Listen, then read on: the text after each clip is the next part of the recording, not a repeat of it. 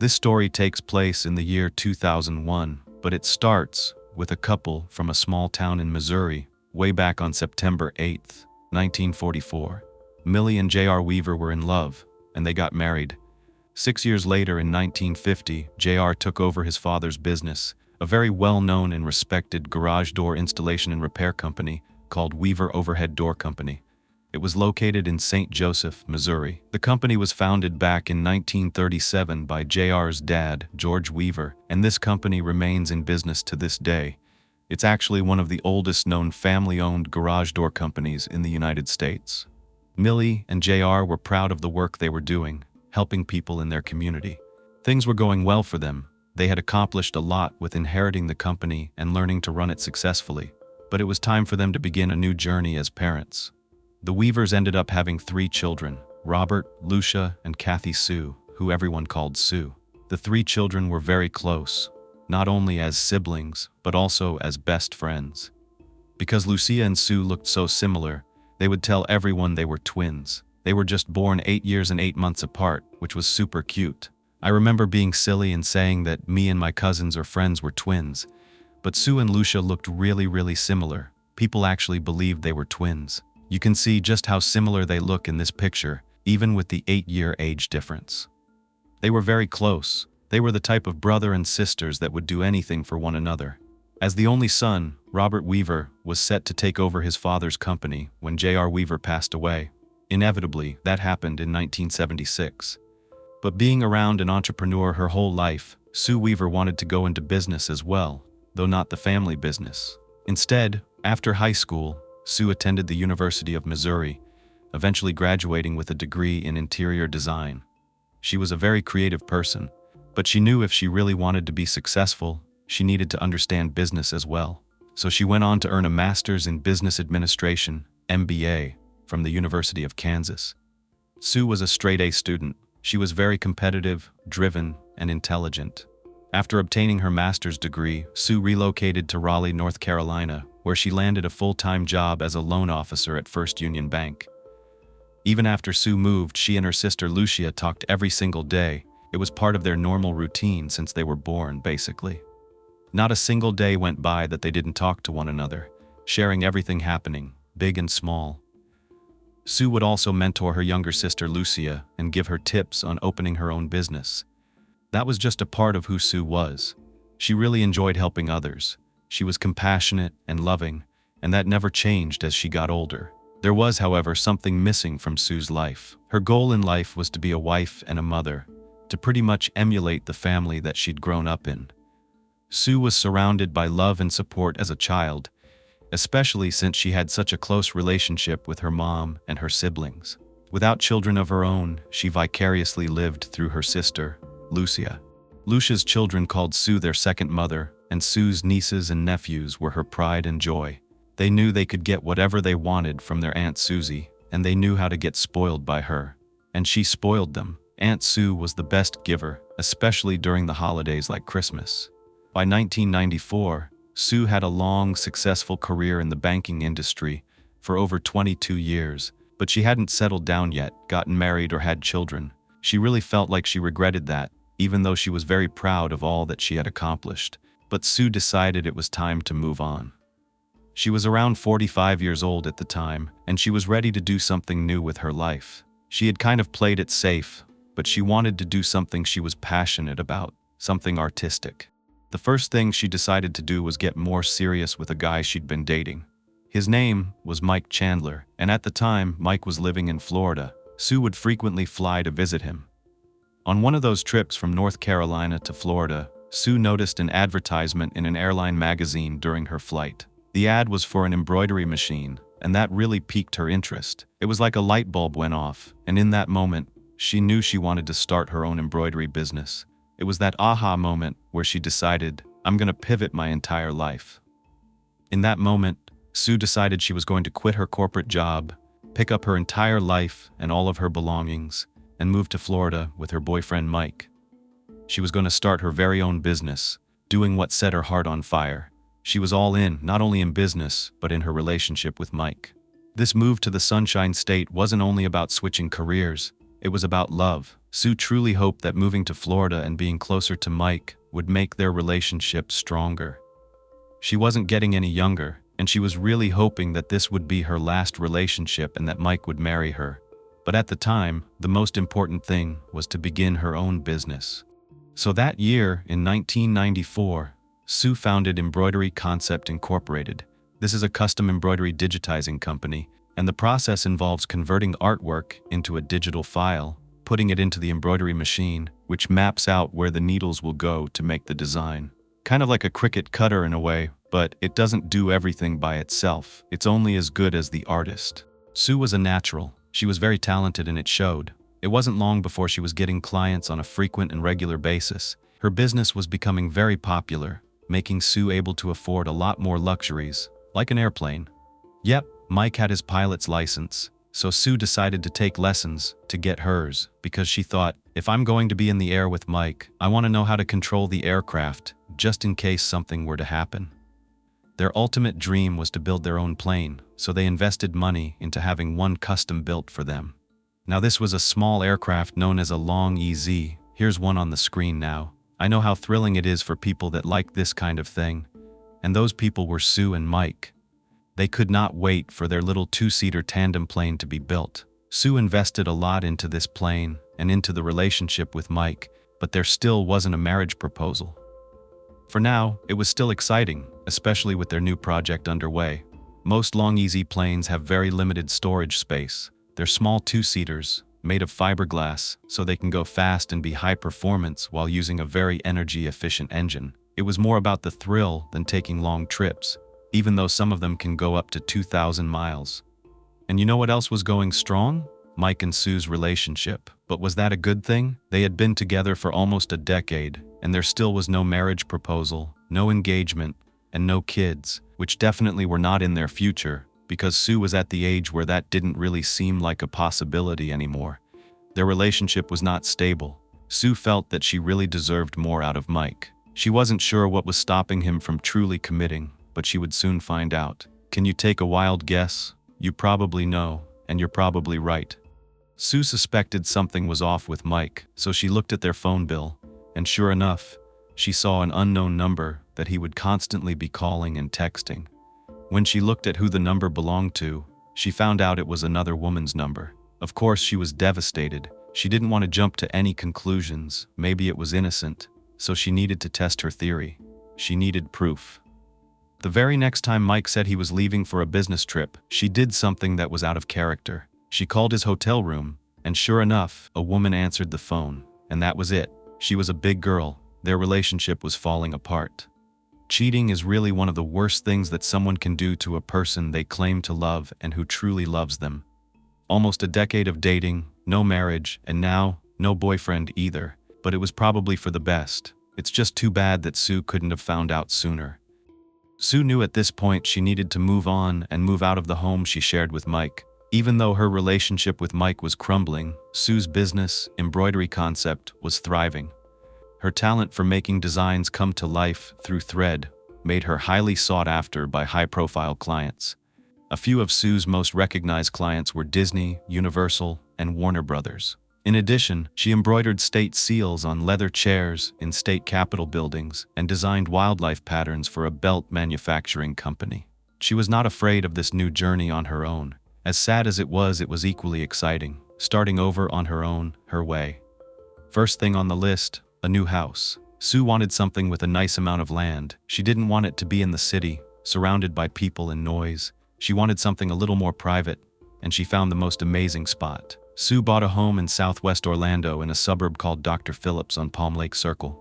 The suburb offers a variety of things to do and see while remaining somewhat removed from all the business of Orlando. If you've never been to Orlando, Florida before, it's basically the capital of tourism for the state. It's home to Disney World and Universal Studios and so much more. It was truly an ideal area, and this house sat on 2 acres of land. Sue loved gardening, so this was perfect for her. When I typed in Dr. Phillips suburb in Florida, which was weird by the way for a place instead of a person's name, the first thing I saw was the heading, Dr. Phillips, Orlando, a popular relocation destination, as the headline of one of the websites.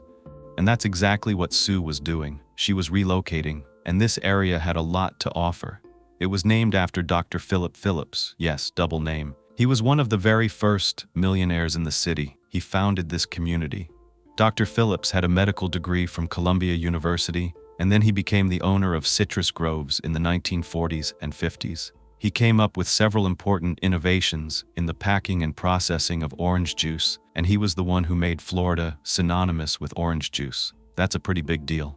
Until Dr. Phillips' invention, orange juice was preserved in cans, and let's just say it wasn't very tasty. But his flash pasteurization process enhanced the taste of the orange juice, and his business stretched to over 50,000 acres of citrus groves all around Orlando. Eventually, the area where the doctor had all these groves became known as Dr. Phillips.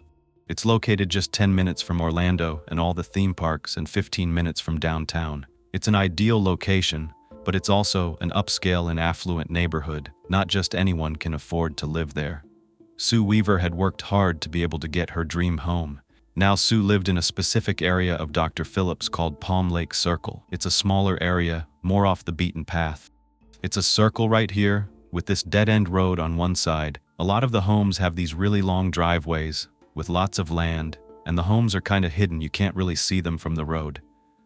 This is Sue's home right here, 5495 Palm Lake Circle. It had 4 bedrooms and 2 bathrooms with a pool. It was very gorgeous. Designing this home took all of Sue's time. Remember, she has a degree in interior design. She would spend hours creating the interior and the exterior, doing gardening and landscaping. She also loved being outdoors. Once Sue had settled in, she was happier than ever.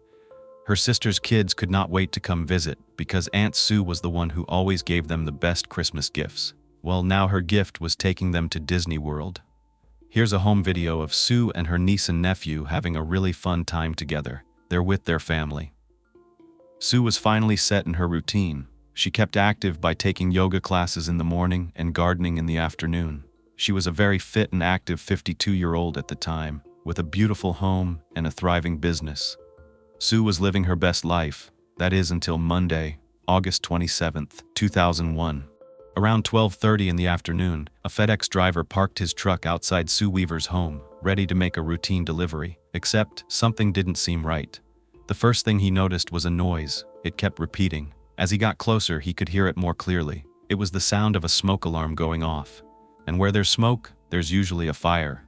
So the FedEx driver was on high alert right away, looking around, trying to figure out what was going on. The incessant beeping would not stop as he approached Sue's door. That's when he could smell smoke. His job was to deliver mail, so normally he would drop the package off, ring the doorbell, and leave unless someone needed to sign for something.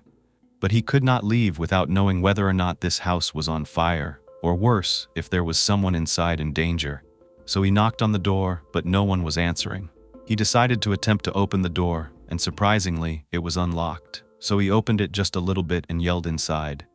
He shouted, but there was no response. As he peeked his head inside, that's when his worst fears became a reality. He saw flames and smoke in Sue's living room. Her house was on fire.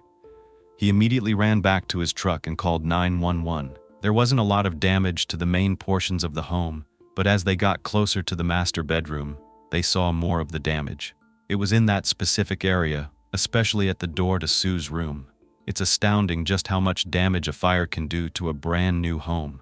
Everything before the fire was in perfect condition, but look at the entrance to Sue's room after the fire destroyed it. You can still see portions of the hallway and the kitchen which look untouched, but then there's this sharp contrast between those rooms and the master bedroom. The dark walls, the burned wallpaper, soot covering the dresser. It's night and day, and it's just devastating. All that hard work Sue had put in was destroyed in an instant. If you look at this picture, you see that some of the items are partially burned, and then there's this demarcation between those items and the other surfaces that have more soot and burns. This is evidence, and it can help investigators determine how the fire spread and where the point of origin may be. As you can see here, the carpet wasn't burned throughout the room, but there's this pattern of burned debris scattered. You can even see some insulation lying near a chair and other items strewn around the room. What they think is that some of these items were set on fire with the hope that the whole room would catch on fire. The door in particular sustained more damage, and it looked as though the fire began low to the ground in this area. As they went deeper into the bedroom, they saw more and more damage, especially as they got closer to the bed and the surrounding area. The bed was almost entirely burned. It was charred black on the top portion, but it looked as though the fire had not reached the bottom half, since you can still see the white bed skirt underneath. As the firefighters got closer, they lifted the comforter, and that's when they were shocked. They found a victim lying across the burned bed. There was a naked body on the bed, underneath a comforter, completely charred, though there was a small portion of skin on the legs and feet that was not completely burned. They determined the victim was a white female, and that's all they knew in this moment, and that is just heartbreaking. What happened? So many fires can start with something as simple as a candle that's kept burning while someone sleeps, and they can't escape. They don't have time because they're inhaling the smoke in that room. The investigators look around, searching for clues. They want to know who this person is, and they discover a wallet on the dresser. Inside, they find a license, and on the license is the name Cathy Sue Weaver with a current address listed. She was the only person found in the home, so they believe that this was the identity of the victim. They cannot remove anything, not even the body at this point. They have to examine more closely. That's when they realize that this fire was not an accident, or at the least, Sue probably did not start it. This is because her hands were tied behind her back, and her feet and legs were tied together. They looked at these restraints and thought that they resembled a cut-up t-shirt. When they looked around, they located a shirt with tatter marks in it in the bathroom above the shower, as shown in this picture. But it gets more upsetting, because as they examine the rest of the body, they notice that she was gagged and her face was covered with a towel. I cannot imagine having to uncover all of this. You realize this isn't just a fire. It's not an accident. Someone had tried to cover up what they did to poor Sue. The first thing that stood out to them was this towel covering her head. When someone covers a victim's head, this is usually an indication that the perpetrator knew the victim. In some cases, it may signify an emotional attachment to the victim. It's connected to a feeling of disgust at what they have just done. Sue was murdered. Was it someone that she was close to? At this point, Sue's body was transported to the coroner's office while investigators continued to search her home. Back at the crime scene, an investigator finds something that he thinks may be a very crucial clue. It's a 9-volt battery. Not the most common type. It's one of those rectangular ones. It was found in the kitchen on the counter, and it's significant because, as most of us know, these are the type of batteries that are found in smoke detectors. We all know that when they start going off, making noise, it's because these batteries die. While investigators look around, they notice that there are smoke alarms missing batteries on the wall and on the roof inside the house. One of them, close by, had the slot still open, and the battery was removed. They figure the chances that Sue had taken these batteries out herself were slim to none. Instead, they think that this was a way for the perpetrator to let a lot of time pass before anyone noticed this fire. The homes that I showed you are set back from the road and are not very close to one another. However, the noise could travel, especially since these alarms make so much noise repetitively. Someone would have been bound to notice if they were all going off. Thankfully, the FedEx driver got close enough to hear at least one of those alarms that still had the battery inside. There were other smoke detectors that were ripped entirely out of the wall. The investigators believed that this fire was deliberately set to conceal evidence of Sue's murder. Now it's time for the homicide detectives to join in on this investigation. Meanwhile, the officers have gotten word on the official identification of the body from the morgue. They are now tasked with notifying Sue's family of her death. Even though Sue's sister Lucia lived in Texas, I told you that they never went a day without talking to one another. Lucia and her husband Mike were actually planning to retire and move close to Sue. They were even planning to open up an embroidery shop together. Like Sue, Lucia had her own embroidery shop in Texas, and they agreed that as sisters they would work on these projects together and do things they were passionate about, playing golf, enjoying the sunshine in their spare time. In just 2 weeks after Sue and Lucia had made that promise, Lucia was learning that her sister had been murdered. Lucia got the call when she was at work, and she just broke down. Her world became a blur. She could barely speak. Her employee knew something was going on. She knew something wasn't right, so she dialed Lucia's husband Mike immediately and told him to get there as fast as he possibly could. She didn't want to believe this was true, and she felt this deep sense of guilt. She was the one who convinced Sue to buy the home on Palm Lake Circle in Dr. Phillips. It actually terrified Lucia that the house Sue bought to fulfill her dreams had ended in a nightmare. It was the longest day of Sue's brother Robert's life. He did not understand how anyone could do this. It was so senseless and so brutal. No one expects to hear that their loved one has died, but he said that it would have been better if something tragic had happened, like a car accident, because it would make more sense. But in this case, he was so confused about who would do this. Authorities want to understand how this fire was started, and usually, when it comes to someone setting a fire on purpose, they use an accelerant, so the fire will start very quickly and spread even quicker than it would naturally. The fire investigation team brings in dogs, which have a special ability to recognize the scent of accelerants. These dogs can pinpoint where the flammable or combustible liquids were used. When the dog finds this area, they sit down. The dog senses the presence of a liquid, and he sits. He did this a number of times all around Sue's bed.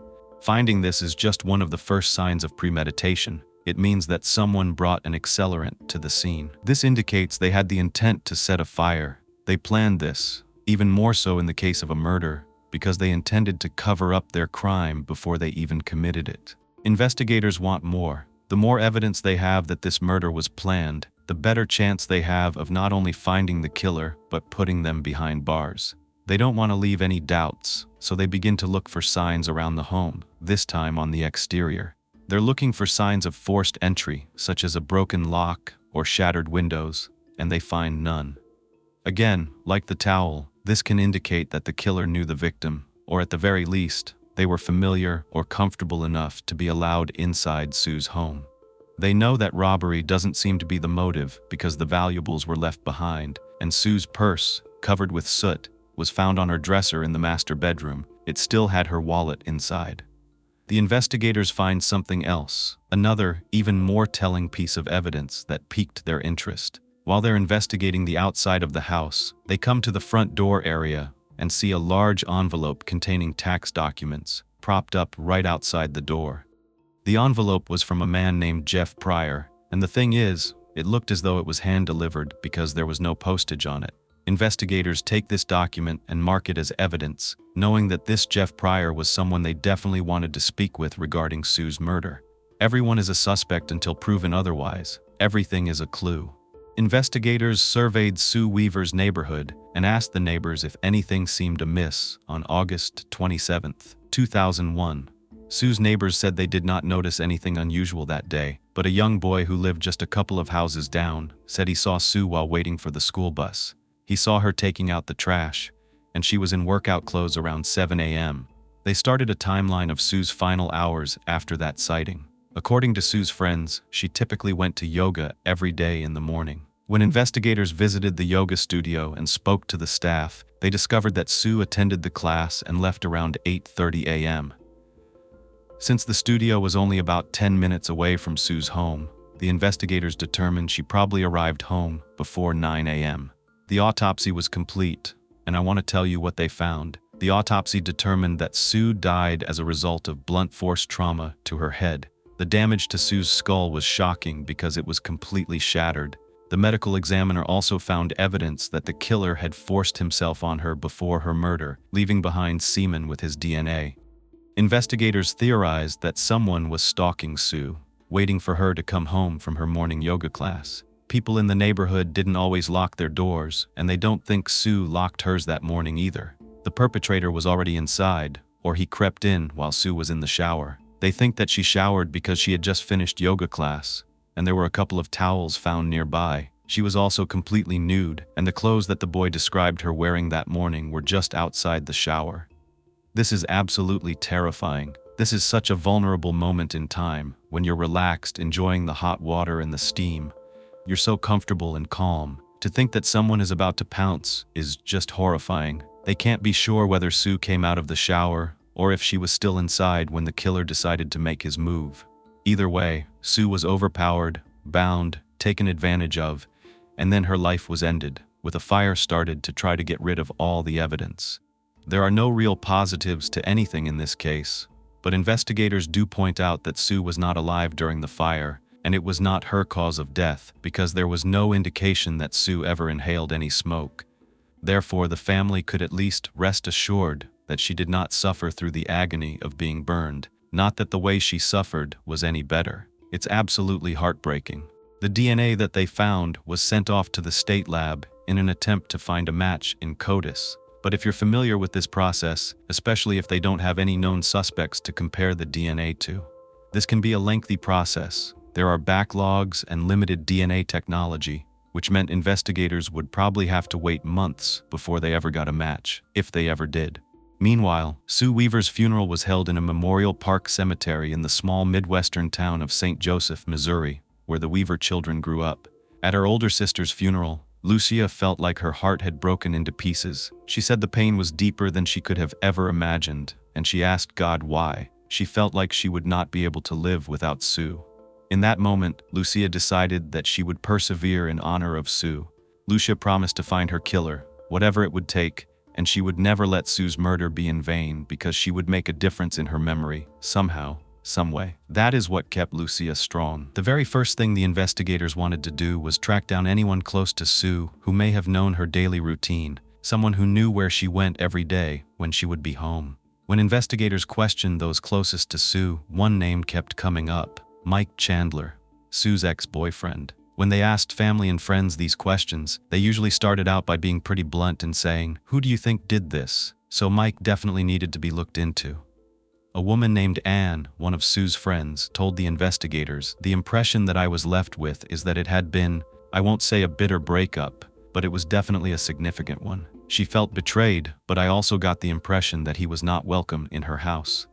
This was indeed significant to investigators, especially because it was a recent breakup with a longtime boyfriend, someone who was very close to Sue, someone who knew her schedule, someone she may have let into her home or at least recognized and possibly talked to. The investigators found it even more troubling when Anne told them that she would bet money that Mike murdered Sue. She said that it wasn't right for her to assume something so horrific, but as far as she was concerned, random people don't burn down houses after they commit a crime.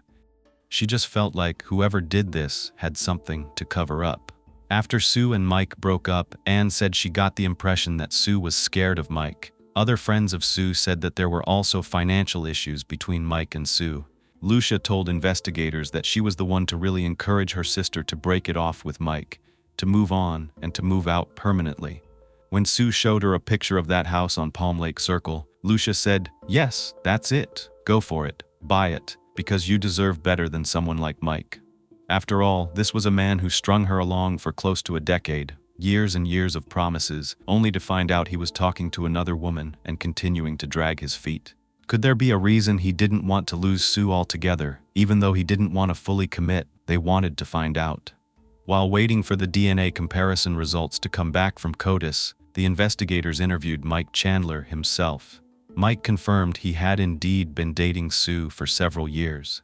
During the interview, the investigators explained that they knew Sue moved out, and they kind of said it in a way where they wanted to get Mike to tell them why. The investigators said, "So Sue left. She moved out kind of abruptly," and Mike replied, "Yes, sir." Then they asked if Sue had any animosity after the breakup, and according to Mike, Sue got very upset when she caught him having these phone conversations with another woman. He explained that Sue had the wrong impression of the woman he was talking to. She was just a friend. He tried to qualify this by saying that the other woman was married and had stepchildren, but what does that matter? Mike completely denied that he ever had an affair. It was all just a misunderstanding. Wow, so Sue would just react to this drastically over a misunderstanding? She would just break it off, move out, and buy a new home? But he went on to explain that they had only been living together for a little over 4 years, even though they were together for close to a decade. Yes, Sue was upset with him, but their breakup wasn't nasty. He said there wasn't any fussing and fighting. I want to show you some of the videos of the happier times with Sue and Mike together. Here they are in their kitchen, smiling. They look like a normal couple, but we all know that things can be very different behind closed doors. Investigators asked Mike where he was on August 27th, and he told them that he woke up around 5 a.m. He took a shower, was just messing around the house, and then left for work around 8:15 or 8:30. They asked him, "Do you have a secretary or someone that can corroborate these details?" He said, "You know, I don't, but the office has an open door. Anyone can see me as they pass by." Since there was no concrete evidence to hold Mike, investigators let him go while they tried to verify his alibi. Meanwhile, they went back to that list and pulled the name that was on that envelope. Remember the envelope that was left right outside the door of Sue's home? It had some tax documents inside, and the name on the envelope was Jeff Pryor. So they brought Jeff in for an interview and asked him how he knew Sue. Jeff replied that they had a business relationship. When Sue was looking for homes in Orlando, she contacted him. He became her real estate agent and arranged the appointments to show her the houses, including the one that she ended up purchasing. As Jeff Pryor guided Sue through this home buying process, the two of them became pretty close friends. Having helped Sue purchase the home, Jeff said he had been in her place a number of times. But what the investigators wanted to know was, does he have a key? Does he come and go as he pleases? How close is close when you say you have a close relationship? Were you there on August 27th? According to Jeff, Sue contacted him a week or so prior, asking him if he could put together some documents regarding property taxes for the house. So he prepared those documents for her, and on that Monday morning, he drove over to drop them off. He said that he arrived at Sue's house somewhere around 8:45 in the morning on August 27th. But because it was early, he didn't want to wake Sue by knocking or ringing the doorbell, because it just wasn't necessary, so he just leaned the envelope right on the front door area and left. Investigators wanted to know, did you smell any smoke at her house? And he said no. Jeff was acting really nervous. It was so obvious. Investigators just kept asking what happened next, and he told them nothing. I just drove to work after that. I just dropped off the papers and I left. That was it. So investigators conducted a follow-up investigation to see if they could verify Jeff's alibi. When they interviewed Jeff's wife, she said she was shocked to learn that something so tragic had happened to Sue. She told her husband, "You know they're gonna think you did it, right?" She also told the investigators that he was very scared because he didn't want to take the blame for something that he did not do. All he did was drop those papers off in the morning. That's it. Later, Jeff's colleagues confirmed that he was indeed at work that morning, which eliminated him as a suspect at that time. However, going back to Mike Chandler, his co-workers told a different story. They could not tell investigators when they saw him. Some said, "Yeah, I remember him being at work on August 27th, but I'm not sure when he arrived or when he left." In the days following Sue's murder, the media began running stories about what happened. There were news stations doing entire segments about this brutal act committed upon Sue. Something like this in a town like Sue's was big news. The fact that this was a single, independent, successful woman who had this beautiful new home in an upscale neighborhood, that she could be murdered like this in the comfort of her own home, really struck fear in the community and beyond. Your home is supposed to be your safe place. To think that it could happen in a place like that really put things into perspective, that this could happen to anyone. Because of all this media attention, there were tons of tips piling in, but they didn't amount to much. Time was going by, and Sue's family was getting desperate. They started to think that this murder was never going to be solved. But a profile was starting to be put together. This had to be a person who wasn't stable, someone deranged, someone without remorse. They must be angry and full of rage to commit such a gruesome crime. However, they didn't have any suspects. There was one lead that kept Mike Chandler on the investigators' radar. Sue's friend actually called in the tip herself, and it was about Mike being a part owner of Sue's business, Embroidery Concept Incorporated. Was this what they meant by financial issues between them? Was this the reason Mike stuck around, even though he was talking to another woman behind Sue's back? Could this have been the reason Sue was murdered? And that's not all. This friend tells the investigators that Sue and Mike owned a plane together. Remember the plane? Well, this was concerning. The friend said Sue did not know what Mike was capable of since he was going to lose so much in their breakup. They brought Mike Chandler right back into the police station, questioning him once again. Here's how that conversation went. When they asked him about the plane, he said it wasn't really an ownership or a partnership or anything like that, even though Sue invested in the project by paying for the standing and finishing of a couple of wings, and she threw a couple of radios in it. That was it. So were Sue and her family just confused? Investigators didn't think so, but there was no solid evidence to arrest Mike. They needed to figure out who else Sue was connected to. And while sorting through all of her business paperwork, they found a very interesting document. One of Sue's clients had written her a bad check, a check that bounced due to insufficient funds, and it was for about $400. This person was a longtime client named Daryl Etheridge, But it didn't matter. It was still a financial issue that had a negative effect on her business. As far as Sue's friends were concerned, there was bad blood between her and Daryl because he never paid back those funds. So investigators interviewed him, and according to Daryl, he had been a client for 7 years. Yes, of course. Okay, fine. I owed Sue $472, but he said he had a plan to pay her back. He stated that he told Sue it was on his company's list of things that they needed to take care of. However, because of how long it was taking Daryl to pay off his debt, investigators asked him, "Was there friction between you and Sue?" But Daryl insisted, "No, there were no hard feelings between us." Once again, investigators had no solid evidence to hold Daryl, so they had to let him go. They were without options until the DNA results came back, which hopefully would be soon.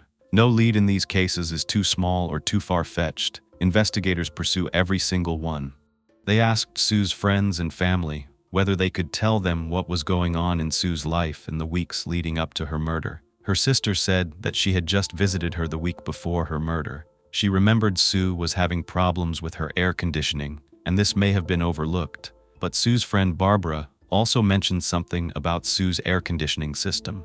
She lived close by, and Barbara said, "I know that Sue was getting her air ducts to her air conditioning cleaned because I was the one who gave her a referral for a company that I previously used." But this was all the way back in February. This was not recent. It was a good 6 months earlier. However, investigators didn't care. They wanted all the information about this company, so Barbara provided the name of a department store. It was a Florida chain called Berdine's. Oh my God, I remember these stores. They're no longer around. They actually turned into Macy's stores. They were super popular back in the 80s, 90s, and I think even into the early 2000s until 2005. Berdine's department stores were all throughout Florida, and they were known as the Florida Store. These Berdine stores were once decorated with palm trees and tropical colors, and they were in business for over 100 years.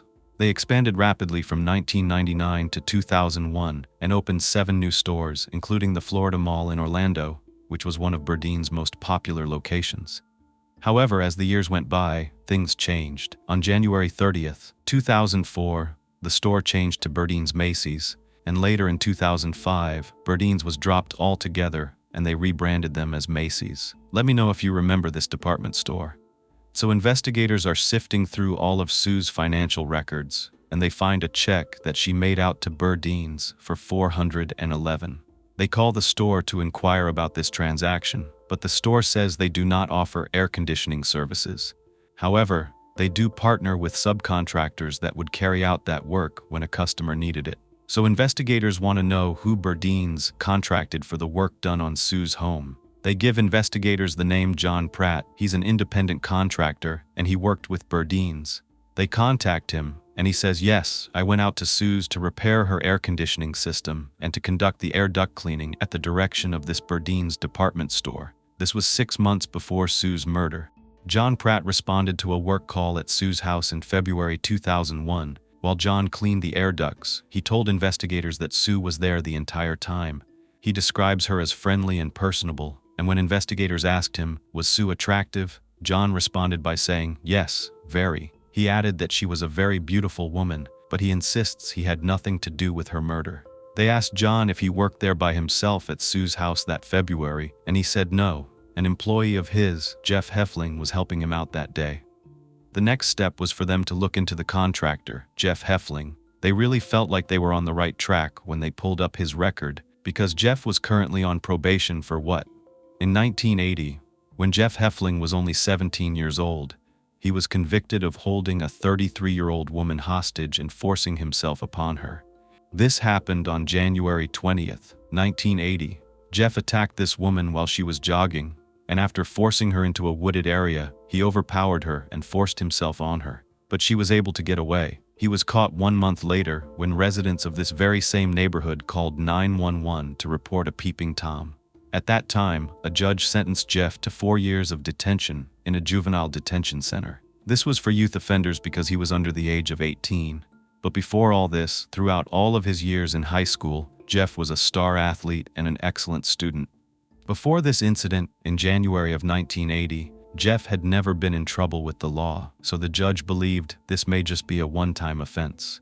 After he was released from juvenile detention, Jeff found himself behind bars at 22 years old. On November 15, 1985, police officers stopped Jeff's vehicle and found out that he was driving on a suspended license. He was arrested, however, because his vehicle matched the description of a car that was seen at a burglary where another woman had said she was forced to engage in acts against her will. Officers went and searched the vehicle of the woman that Jeff had been dating at the time. They found a towel with penguins on it. This towel matched the description of a towel that the victim said was stolen from her home. Inside the towel was a gun. Jeff was charged with several crimes, including sexual battery, armed burglary, grand theft, possession of a firearm by a convicted felon, and the use of a firearm in the commission of a felony. I know this is a lot, but there are reasons why I tell you all this. After this, Circuit Court Judge Robert McGregor agreed not to sentence Jeff Hefling to more than 30 years in prison. That's when Jeff said, "I'm going to plead no contest to the charges." According to the state guidelines, he should have been imprisoned for 40 years to life, but clearly he got out sooner because he's been living in the Orlando area on probation. So what happened? This is a serious offense. The woman that Jeff attacked reported that he broke into her home, pulled out a gun, jumped on her, forced himself on her, and then forced her into the shower, watching her as she cleaned herself off so that no evidence was left behind. And then, you know what he did later? He stole her wallet and then left. She was so lucky that nothing else happened. At the sentencing hearing, Jeff's parents actually testified in his defense. They told the judge that they believed their son when he said he didn't remember anything. He didn't remember committing the crime. But the judge told his parents that he was hesitant to believe that. He didn't think Jeff was telling him the truth. The judge said, "I can't accept that. I believe that he's lying to me." However, Jeff was released on parole in 1998 at the age of 35. He had served less than half of his prison sentence, and after this release, Jeff moved right back in with his parents in Orlando. Eventually, he did land a job as an air conditioning repair person, and he had diligently been working ever since. By all accounts, he was changing for the better. Not only was Jeff reporting to work regularly, but he was also attending his weekly therapy sessions. There were, however, some people who were not happy that Jeff was returning to their community. One resident of his parents' neighborhood passed out flyers with Jeff's picture detailing his criminal past, and he put them on everyone's door. However, there were other neighbors that did not appear to be very concerned. As far as they could tell, Jeff had cleaned up his act and was always so kind and so polite to everyone. Well, after researching Jeff's background, investigators on Sue's case were more interested in speaking with him, and he agreed to meet with them at the police station for questioning. During Jeff's interview, investigators showed him a picture of Sue. They said that she lived over in the Dr. Phillips community, and they asked if he recognized her. Jeff responded, "No, she didn't look familiar." The investigators were surprised by how calm Jeff was. His confident demeanor made it seem like he was telling them the truth. He was acting almost like, "Why am I even here?" So they clarified by saying that they just wanted to know if maybe he had ever done any air conditioning work or something like that at her house, but he maintained that he did not know who this woman was. He said, "I don't know. Like I said, I don't recognize the lady." Shocked by what these investigators were telling him, Jeff asked how he was all tied up in this anyway. That's when the investigators told him that in addition to her being brutally murdered, she had been a victim of a man forcing themselves on her. That's when he let out this sigh, like, okay, it looks like I'm gonna have to consult my attorney. It was almost like a sigh saying, because of my past, you're accusing me of this? Then he went on to say things like, "You know what? This just isn't right. This is just wrong." Almost like he felt he was being wrongly accused of something just because he had done things in the past. After that, investigators could no longer question Jeff. Even though they had a feeling that he did have something to do with Sue's murder, they didn't have enough evidence to hold him, so they had to let him go. This always bothers me, especially when they have something that could potentially connect to the crime scene. It's obvious that this man worked for this John Pratt, who said that they were subcontracted to repair Sue's air conditioning, and John says that Jeff was in Sue's home but is just denying it. So who is lying? Did Jeff do something, or did John? A team of investigators conducted a background investigation into Jeff Hefling. They wanted to know everything about him. They drove around Orlando, interviewing his friends, family, and co-workers, and their main goal was to speak to his girlfriend, Denise Anderson. When investigators did talk to Denise, they asked for his alibi. They wanted to know what Jeff was doing at the time of Sue Weaver's murder, and Denise responded that she couldn't give them an alibi, So they went on to tell Denise what they suspected Jeff may have done to Sue Weaver, all the gory details. That's when she decided to cooperate with them. She wants to help them gather more information. Denise told investigators that she would wear a wire and try to get Jeff to confess to killing Sue during a phone call. During this conversation between Denise and Jeff, Denise informs Jeff that the police had come to see her, and she told him that they wanted to know if she could confirm Jeff's alibi for the day of Sue's murder on August 27th. Either she's playing along, or she really did think this, but she was saying, "I'm positive that I'm with you without a doubt in your mind. Do you know that we were together that day?" Jeff assured Denise that they were together that morning. He said, "Yes, I know we were together," because he reminded Denise that they always spent Monday mornings together. But still, Denise just said she couldn't recall being with him that morning, and she asked, "Why can't I remember?" He was trying to jog Denise's memory, so Jeff told her that he remembers it was a day when he had to drop her off at the hair salon and then had to go get an oil change. He confidently tells her that he remembers that. Then Denise asked him, "And you didn't go anywhere else?" That's when Jeff says, "Well, I might have gone to the bar, but I'm not sure." So Denise decides to check receipts that the couple saved, and she tells him, "You're right, you were at the bar." He asked her what time, and she said she didn't know. "I don't know if the receipt didn't say that information, I'm not sure." But on the call, Denise said to Jeff, "I don't think you would hurt me, but would you hurt someone else?" Honestly, that's a pretty brave question to ask him. I would be really afraid of his answer. But Jeff says, "Baby, I don't want to hurt nobody." Then Denise flat out asked him, "Is it a sickness?" So she obviously did know about his past. Jeff sounded exhausted, like there were so many questions, and he said, "I swear I have no recollection." Denise asked him, "You realize that this person beat this woman and they put her on fire? What is that?" It was almost like she knows he might have done it. Jeff says, "You know me better than that." But Denise snaps back, asking, "Do I know you?" At that point, I could hear the fear in her voice. I don't know if she really knew whether she knew her boyfriend and what he was capable of or not. She asked Jeff if he wanted to get all the cards out on the table, basically saying, "Do you want to just come clean to me? Tell me if you did it, what you did." Investigators were listening closely to every word during this phone conversation. Denise was being kind of aggressive at this point. Listening to this recording, I was not sure if Denise was referring to his past and accusing him of doing what he did, or accusing him of what happened to Sue. After a few times, I'm pretty sure she was referring to his past when she said, "How could you be with a woman and then go force yourself on somebody? Who does that? And who gave you the right to do that?" He had done this prior. He had a girlfriend when he was convicted all those years ago. He said, "Nobody gave me that right," and he admits it's a sickness. Okay, wow, I don't know, because it seems like Denise led him into using those words to describe what he had done before. In a shaky voice, Denise asked Jeff if the sickness had come back. Basically, this was her way of asking, "Did you do it again to Sue?"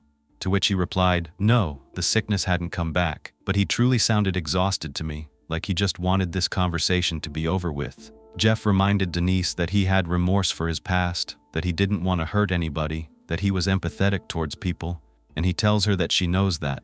Denise asked him if he loves her, and Jeff replied, "With all my heart." The last thing Denise asked Jeff is, "Are you sorry about what happened?" To which he replied, "Yes, he was."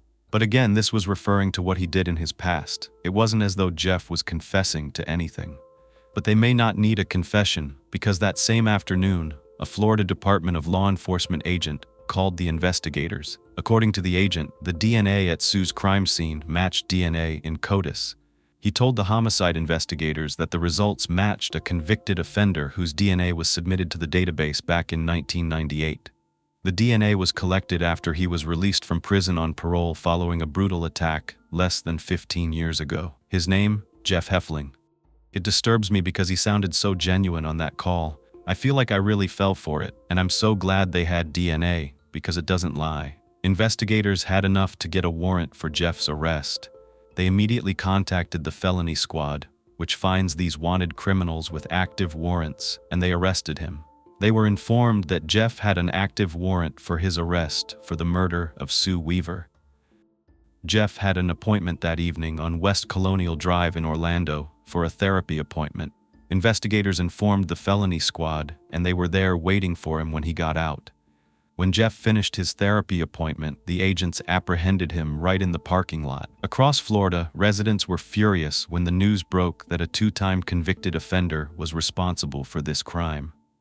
The founder of a nonprofit called Speaking Out Against the R-Word in Orlando, her name is Kelly Green. She told the Orlando Sentinel that these types of offenders should stay in prison for life, especially repeat offenders whose crimes usually escalate. That seems to be what happened in this case. Kelly was also intrigued by Jeff's parole officer's decision to allow him to get a job at an air conditioning company that gave him access to homes with women living in them. She was concerned that Jeff, a convicted offender, had a job that gave him easy access to vulnerable people who believe that they're safe in their own homes. What was interesting is that I found a newspaper article where they interviewed some neighbors of Jeff's. Edmundo Medal and his wife Claudina, along with their son, Caesar, were interviewed. They lived just a few houses down from Jeff for the past 13 years, and Claudina said that they never worried about Jeff. They added that he walked his small gray dog around the block every day and was always extremely polite. He drove away in his pickup truck to work every day and never caused any problems. But Caesar said that, given his history, this arrest is not surprising at all. However, they had honestly believed he had cleaned up his act. You know what? I mentioned this in another video because it's on my mind, but this reminds me so much of the friends who are coming forward about the arrest made in the University of Idaho case. In that case, people come forward and say, you know, we thought he cleaned up his act. Guess not. That person in the Idaho case used to be a drug user. I guess all of that really can be very deceiving. If indeed he's convicted, right? Maybe some people overcompensate because they do have something to hide. So maybe they're overly nice, overly polite, making sure not to make any missteps. Jeff's father and mother said that they're devastated by the arrest of their son. Several friends of theirs gathered at their home to show them support. His dad, Jim, said that he thought his son, Jeff, was redeeming himself. He had a job, he was going to therapy routinely, and his dad said, he has been a very good person. He was always responsible. We're a loving family. I understand that this is this person's flesh and blood, but he's convicted of harming other people's flesh and blood, and now he's arrested for potentially murdering someone. I don't care how loving their family was or is. This man has already shown his true character for what he did in his past. But the father went on to add that he's innocent until proven guilty. Isn't that the law? I agree, but I'm referring to his past. We know what he did to 2 other women, regardless of this current situation, and those things were not loving. They were not responsible or something a good person would do, period. Think about what Sue's family was going through the day that Jeff's DNA was linked to the crime. It was the same day that Sue's siblings were said to meet with Sue's friend Barbara and the detectives at Sue's house for the very first time since her murder. But they got a phone call from Barbara, and she said, "Listen, the detective isn't meeting with us because they know who killed your sister." Lucia just lost it. She cried harder than she ever had allowed herself to this entire time. Sue's brother was excited and ecstatic, but he was still apprehensive because he didn't know what was going to happen. He was hoping that Jeff wouldn't walk. He wanted him to be held responsible. Judging by what happened in the past, there were definitely reasons to be concerned. However, the investigators say otherwise. They believe this trial would result in a major conviction, especially with Jeff's DNA. There was no explanation for why it would have been there. Jeff had a girlfriend, we know that. Jeff had no connection to Sue. He wasn't dating her, because her friends and her sister would have been aware of that. He lived 30 minutes away. No one had ever heard about him or saw him over there with Sue. The only connection was the air conditioning job. That's it. So his DNA being inside her meant he was the last person to engage in that act with her and the last person to see her alive and also dead. In this case, he thought he covered his tracks. He expected the house to go up in flames, but it didn't. Jeff Hefling's probation officer actually spoke out after his arrest, saying they informed his employer of his criminal history. He also said that Jeff was never prohibited from working in people's homes. The officer stated there was nothing in his probation that would restrict it.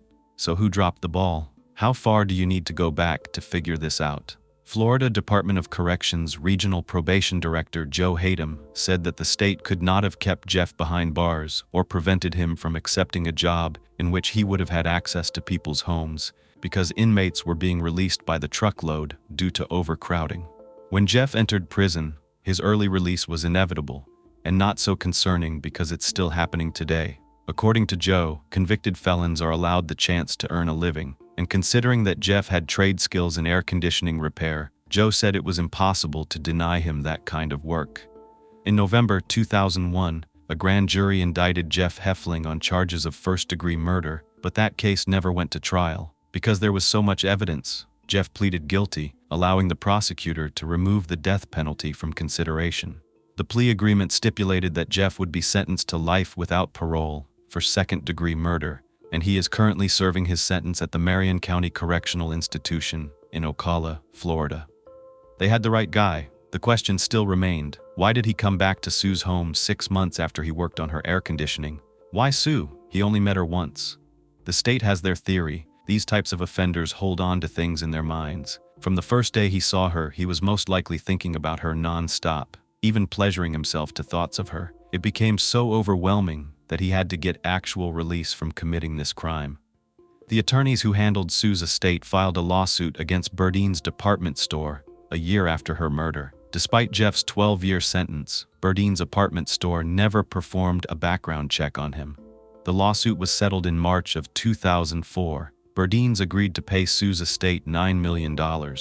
No background check was done by Berdine's or the subcontractor that hired him.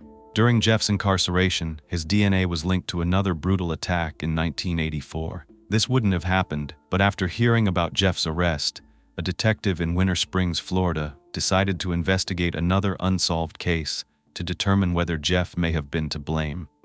The detective uncovered the unsolved 1984 incident in Winter Springs, where a woman was forced into intercourse against her will and stabbed. DNA testing was not available in 1984, but they preserved the DNA. When they tested it, it came back to Jeff in 2004. The Orlando Sentinel reported that after Jeff's parole release back in 1998, the court ordered him into a highly restricted treatment program. According to those initial records, remember the circuit court judge Robert McGregor? He was the one that didn't believe Jeff. He recommended that Jeff be placed in a program for mentally disordered type offenders. Well, that never happened because before Jeff was released, the mentally disordered offender program, which did require inpatient psychiatric treatment, was closed down. So what's supposed to happen in these cases? Why isn't there a plan B in place? Because we know that after all that time, this can happen. Places do close down, they go out of business, they don't exist anymore. One last thing I want to mention is that back in March of 2004, Lucia started a campaign for background checks for companies that contract with workers. And this was part of her promise to her sister.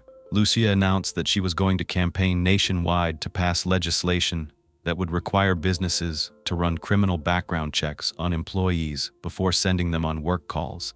A Berdine's department store spokesperson said they relied on subcontractors to perform background checks on their employees, essentially passing the blame. The spokesperson added that they would have never hired Jeff if they had known about his criminal history. After the arrest, they ended their relationship with the repair company that employed him. Lucia began a nonprofit group called CAUSE, which stands for Consumer Awareness of Unsafe Service Employment. It's too bad that this wasn't around sooner, because within weeks of Jeff pleading guilty to Sue's murder, another terrible murder occurred as a result of an offender hired as a contractor. Douglas McClymont embarked on a multi-state murder spree before taking his own life in North Carolina. He murdered 3 people and kidnapped 2 others, a 10-year-old Joshua Bryant and his grandmother, Lillian Martin. They disappeared while he was working for Ted Roberts Electric in Lake Helen. He had done electrical work on Lillian's home before coming back to commit this horrific act. Following the news that Douglas had worked as a contractor and had a criminal record of violent behavior, Lucia reminded everyone to always inquire about anyone entering their home. She said there are no guarantees. Even with background checks, some people slip through the cracks. But having a background check is better insurance than having none at all. The Sue Weaver Cause Foundation promotes comprehensive background investigations on all service workers in Sue's memory, believing their efforts can make a difference and protect families in their homes and workplaces. According to the Sue Weaver Cause Foundation, you should ask yourself these questions before hiring a contractor. Do you perform background checks on all your employees, contractors, and subcontractors? When and how often are these background checks done? Which background screening companies do you use to perform your background investigations? How can I be assured that the worker you're sending into my home has had a criminal background check done. This is so important, and there's no shame in asking these questions before hiring someone to work in your home, even if they come highly recommended by a friend. As a precaution, the foundation also recommends that you invite someone you know over for a cup of coffee while work is being done. If you can't have anyone there while the contractor works, let someone know everything that's going on, including when the workers are arriving and when they're supposed to leave. It's also perfectly fine to be on the phone with a friend during this time. They advise being careful about following the contractor around, especially in places like the basement or attic, and always staying close to an exit. Keep your wallet, purse, and valuables out of reach, because if there's one moment you turn your back, something can happen. But honestly, this caution came too late for Sue. By that time, it was way too late. She didn't do anything wrong. Jeff was just a sick person. You can take all the precautions in the world, but if someone truly sets out to harm you, sometimes there's nothing you can do to stop them. Was it a family curse that caused the unthinkable tragedy that happened to this beautiful family? Or the unshakable desire to fulfill addiction, which perpetuated crimes and led to neglect in a continuous downward spiral? We have to start the story with Christine and Don Spirit. Christine married Don Spirit on December 10th, 1988. They had 3 children together. Sarah Lorraine, born January 14th, 1986, and she was born with only 1 kidney. Josh, born in 1990, and Kyle Matthew, born on June 2nd, 1992. The Spirits were told that Sarah would lead a normal life, even though she only had 1 kidney, and she shouldn't experience any issues. There was a chance of some slight loss in kidney function later in life, but this usually wasn't seen until about 25 years later. Don was a New Jersey native, and what is known is that the Spirit family had been living in Florida since 1995. Don seemed to get himself in trouble with the law quite a bit. I don't have information on his childhood, but if I were to guess from what we know about similar cases, I'd say he probably didn't have the best upbringing. The past could be repeating itself in this case over and over again. Don was convicted twice in South Jersey in 1987, just a year after his daughter Sarah was born. He pled guilty to 2 separate charges. One was theft by unlawful taking, and the other was a weapons offense. There may have been more offenses before this date as well, but the convictions that are known after the ones I just mentioned happened between 1989 and the year 2000. Don was arrested at least 13 times and charged with various misdemeanors and felonies. The charges included battery, drug possession, allowing a child under 14 to operate a boat, drunk driving, depriving a child of food and shelter, even driving without a license in a hit and run, leaving the scene of an accident involving a death. It's safe to assume Sarah, Josh, and Kyle were not growing up in the safest household or with the best role models. Christine did not have it easy either. Domestic abuse was apparently a regular part of her relationship with Don, and her kids witnessed this, giving them a false reality of what a healthy relationship looked like. This wasn't the occasional pushing or shoving. Don seemed to have a bad anger problem and could become very violent. In 2002, he smashed Christine's car with a sledgehammer, and he broke all the windows in the vehicle after threatening to kill her.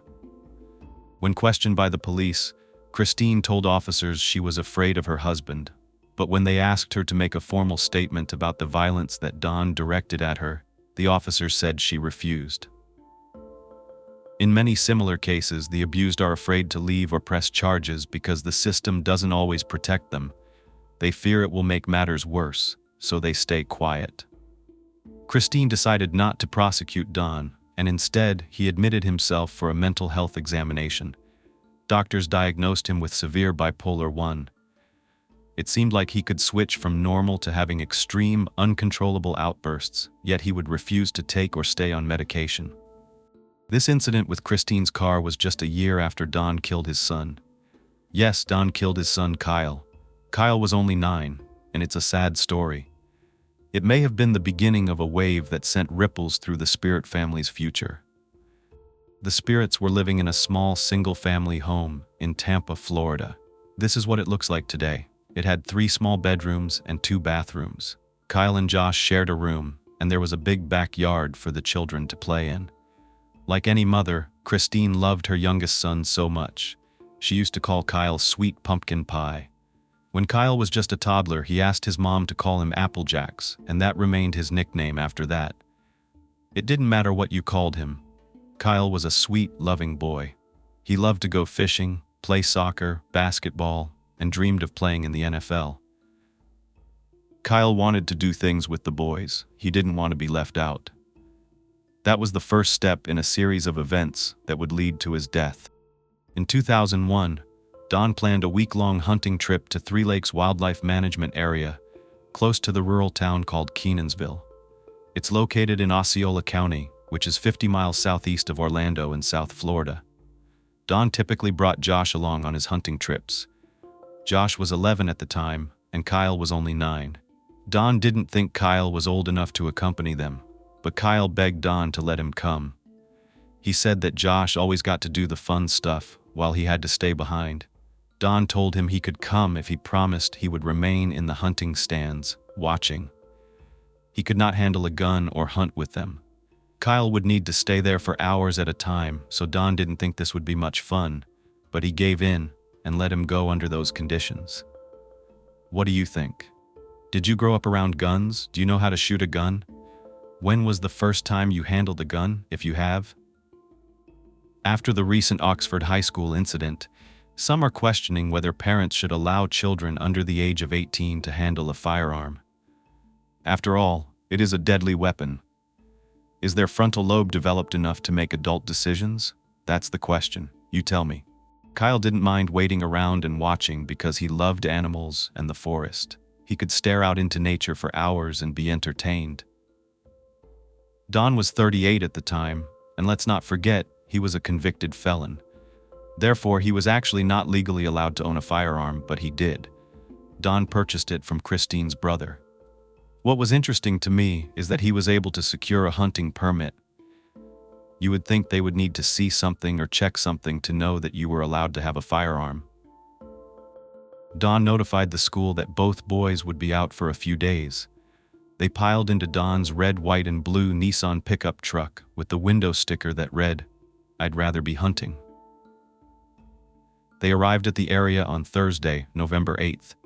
They had a couple of days to settle in and hang out before deer season opened on Saturday. They planned to stay until Wednesday, November 14th. They were waking up around 5:30 every morning to begin hunting. All three of them were wearing bright orange clothing that's used to prevent accidental shootings. Don had a .300 Browning Magnum rifle, and Josh was carrying a .270. Kyle did as Don instructed and walked along with them, scoping out the area, unarmed. He did not touch a firearm the entire trip. On Tuesday, their last night there, Don cooked a big meal. Pork chops, green beans, potatoes, and corn because he didn't plan on hunting the next day. He figured, we'll have a big meal and we'll sleep in. As he had expected, Don was tired on Wednesday morning.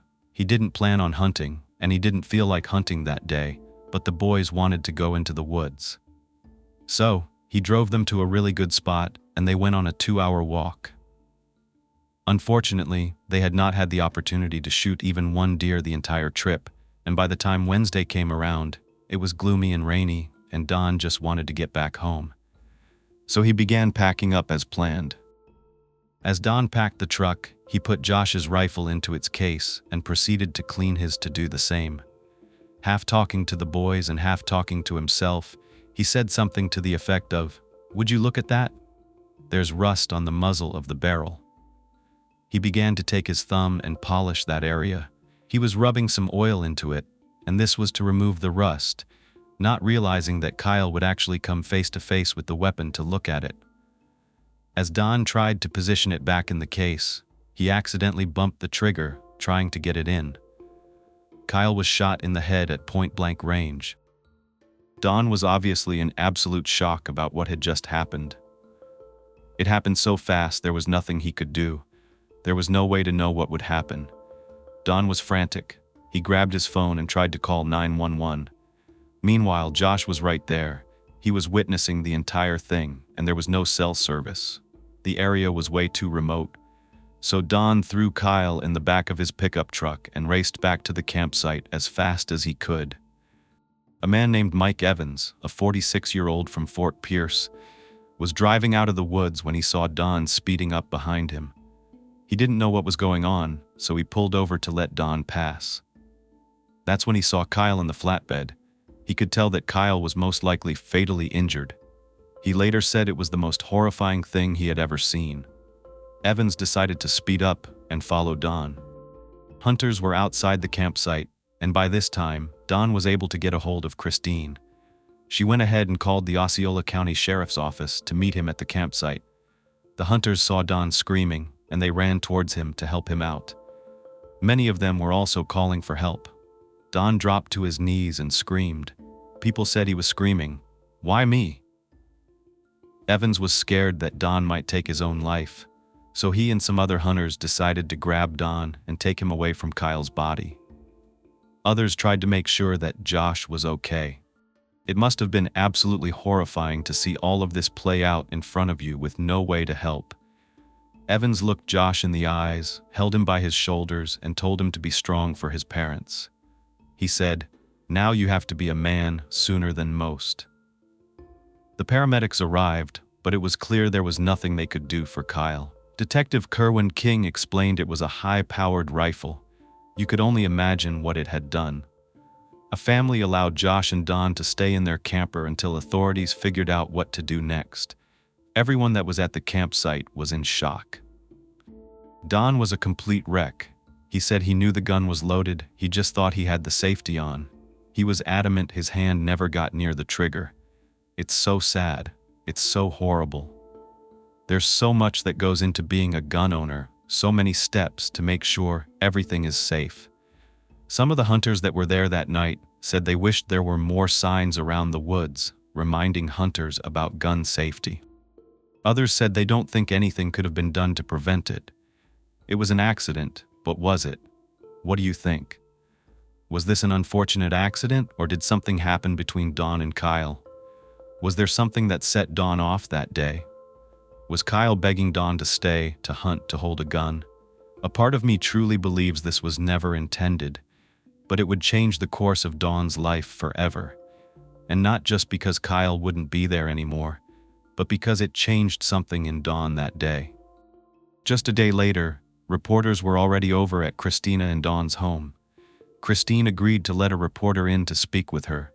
She was completely beside herself. She explained they were having a really difficult time coping. Christine told the reporter it was way too hard to talk about and that it's just been devastating, especially for Don. Christine said he was having a very hard time and that she was really worried about him. I can only imagine, it's too horrible to even think about. You have just taken the life of someone you gave life to. Christine went on to explain they didn't even have enough money to pay for Kyle's funeral expenses. She wanted to make sure that everyone knew who Kyle was. She told the reporter that he had saved his allowance to buy a bike. He'd been saving for months, and he finally found one on clearance that was only $32. He used the remaining money to buy a bike for his brother, Josh. That's the type of kid Kyle was. He was a really good kid, and they missed him so much already. By November 17th, Don agreed to do an interview regarding Kyle's death. He told reporters that he wasn't going to bring Kyle on the trip, but he relented. He explained that Kyle loved animals and the forest. Don was sobbing through these words. He went on to say that made it even worse because Kyle was at a place he loved, and that would be the last time he would see any of that again. The reporter said that Don would switch between coherently explaining what happened and uncontrollably sobbing. All the while, Christine is right by his side. She's comforting him, rubbing his arm lovingly, and trying her hardest not to cry. Don kept repeating that it just happened so fast, and he didn't have time to think. He kept quickly shaking his head from side to side as he repeated that over and over again. He kept saying, "It's just unbelievable." He did this a number of times as though he was trying to shake the memories away. He sobbed even more when he explained that Josh saw everything. He regrets that he couldn't think clearly enough in the moment to tell Josh to stand back or to look away. Can you imagine? That would haunt you for the rest of your life. Josh actually came out of his room and sat down next to his dad. He hugged him. He told the reporter that they missed Kyle so much. One thing Don didn't forget to mention was that he knows he has been in trouble with the law, but he does not do drugs anymore. He did bring a 12-pack of beer on the trip, but he only had 3 of them the entire trip. He didn't drink any on the day of the shooting. At the end of the interview, Don said this: "I may not have lived the best life, but I know that this was an accident. I know none of that matters when it comes to my son being dead. Dead because something went really wrong." What do you think? At this point, investigators were looking into Don's past, especially his felony conviction he had in 1998 for the possession of marijuana over 20 grams. Convicted felons are not permitted to own guns, and he knew that. Yet, he went out of his way to buy one without leaving a paper trail. By the way, I don't know about you, but I was curious, so here's what 1 gram of marijuana looks like. With only 8 more grams, he would have had 1 ounce, and this is what 1 ounce looks like. Therefore, it was actually presumed that Don was selling it and not just carrying it around for personal use. After this hunting tragedy, free gun safety classes began to fill up in Osceola County. These classes were for both adults and children. They were conducted by the Florida Fish and Wildlife Conservation Commission. I was actually surprised to read that the director of hunter education said that kindergarten was when children should start to learn about gun safety. I guess it makes sense if you're thinking about toy guns and video games. Kids do need to know in advance that guns are dangerous and that the real ones are not to play with. I was initially thinking, when I read it, that he meant kindergartners should be learning how to shoot guns at 4 or 5 years old. Again, I am not well versed in hunting or guns in general, so this may be the norm. One of the National Rifle Association certified instructors, Bob Greer, said that many gun owners become complacent. They think they know how to handle a gun safely and properly, but at times when they take the classes, they find out they were mistaken.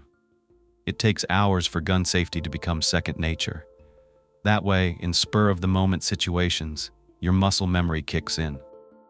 Don and Christine decided to move out of their home, which brought back way too many memories, and start fresh, leaving Tampa and moving to Bell, Florida. Bell is a small, rural community in North Florida. It only has about 500 residents, I think less back when this happened, and it's located in Gilchrist County. The town was founded in the 1890s. It was named after a beauty pageant winner, Belle Fletcher.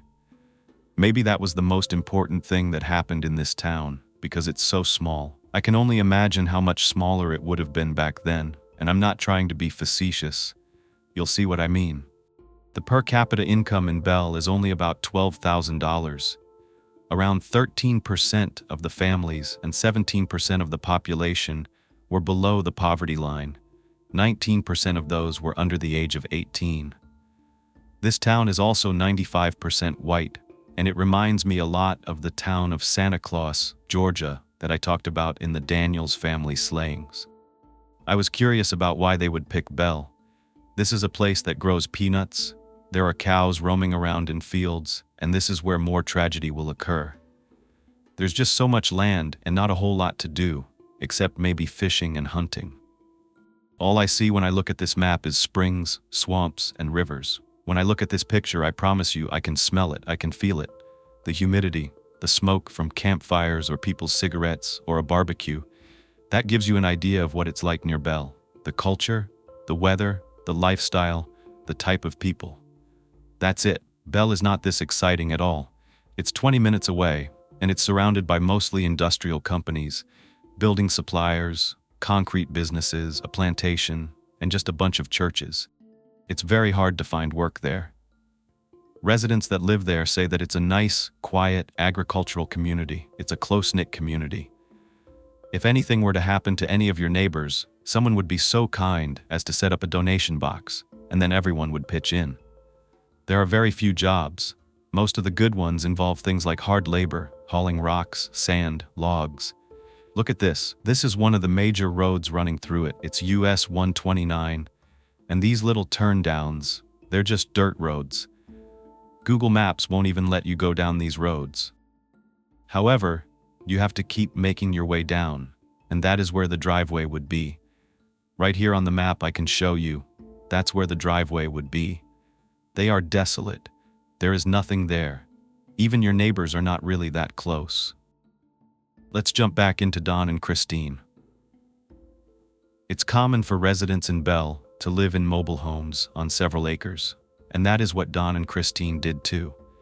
They moved to a mobile home on 2 acres of land in Bell, which they purchased, wait for it, for only $2,204.69 back in 1996. So maybe that's why they moved there.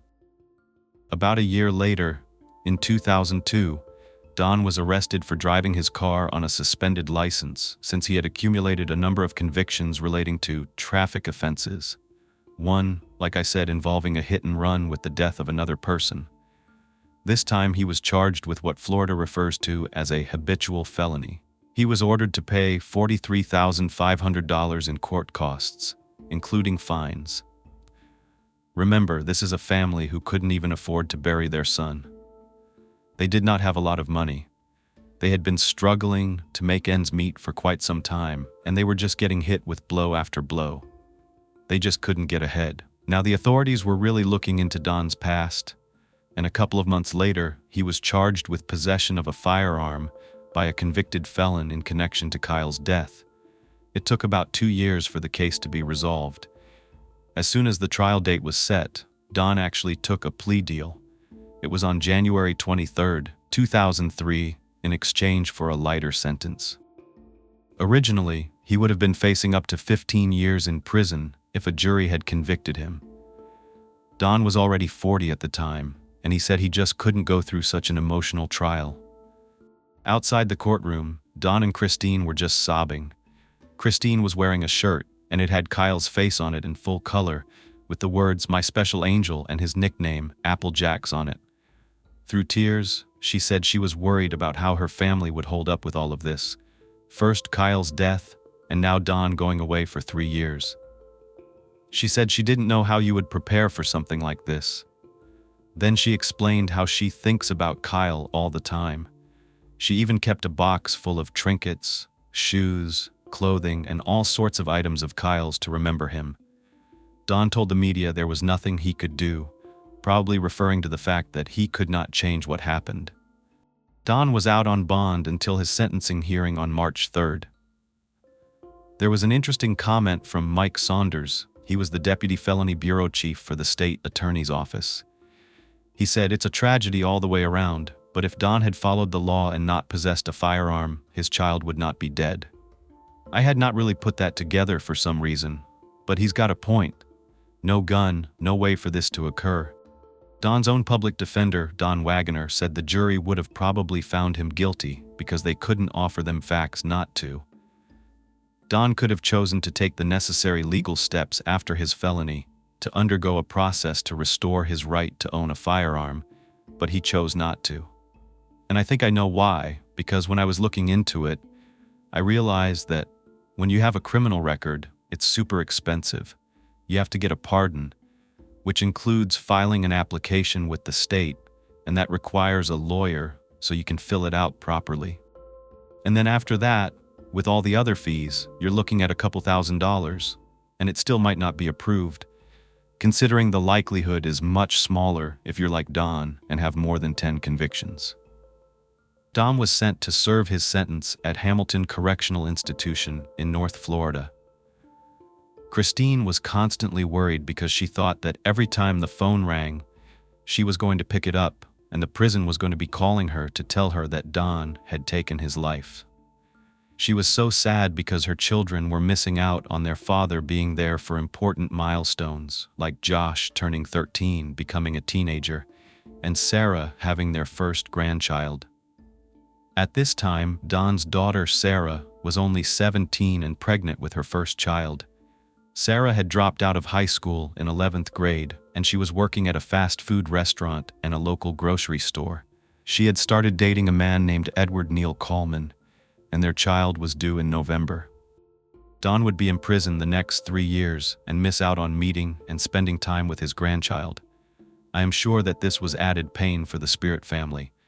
Not to mention, Not having Dawn around made Christine a sudden single mother. She did find a job. She was selling life insurance to make ends meet. It was sad. Her surviving son, Joshua, was suffering from deep depression. You have to remember he witnessed it all. He saw that. I have to look at those things in my classes for death investigation, but to see someone that I love in that state and that condition, and watching it happen and play out, it would scar you for life, he said. Sarah gave birth to her first son, Caleb, on November 22, 2003. She really wanted to name her son Kyle, but Christine was against it. She told Sarah it was way too much. It would bring back a lot of memories every time she would see him or hear the name. So that was a no. On June 20th, Christine, Joshua, only 13, his friend Liam, 12, and his cousin Louis, 8, took a 3-hour drive from Bell to where Kyle was killed. Then they had to go 7 miles deep into the woods at the wildlife management area. They were there to honor Kyle for what would have been his 11th birthday. Christine had visited 2 times before and left flowers and all kinds of little trinkets, but this time it was to place a brass plaque next to an oak tree that was planted in Kyle's memory. The family was still having a hard time coping. Christine said that being there helped to remember him, especially when she was walking through the woods.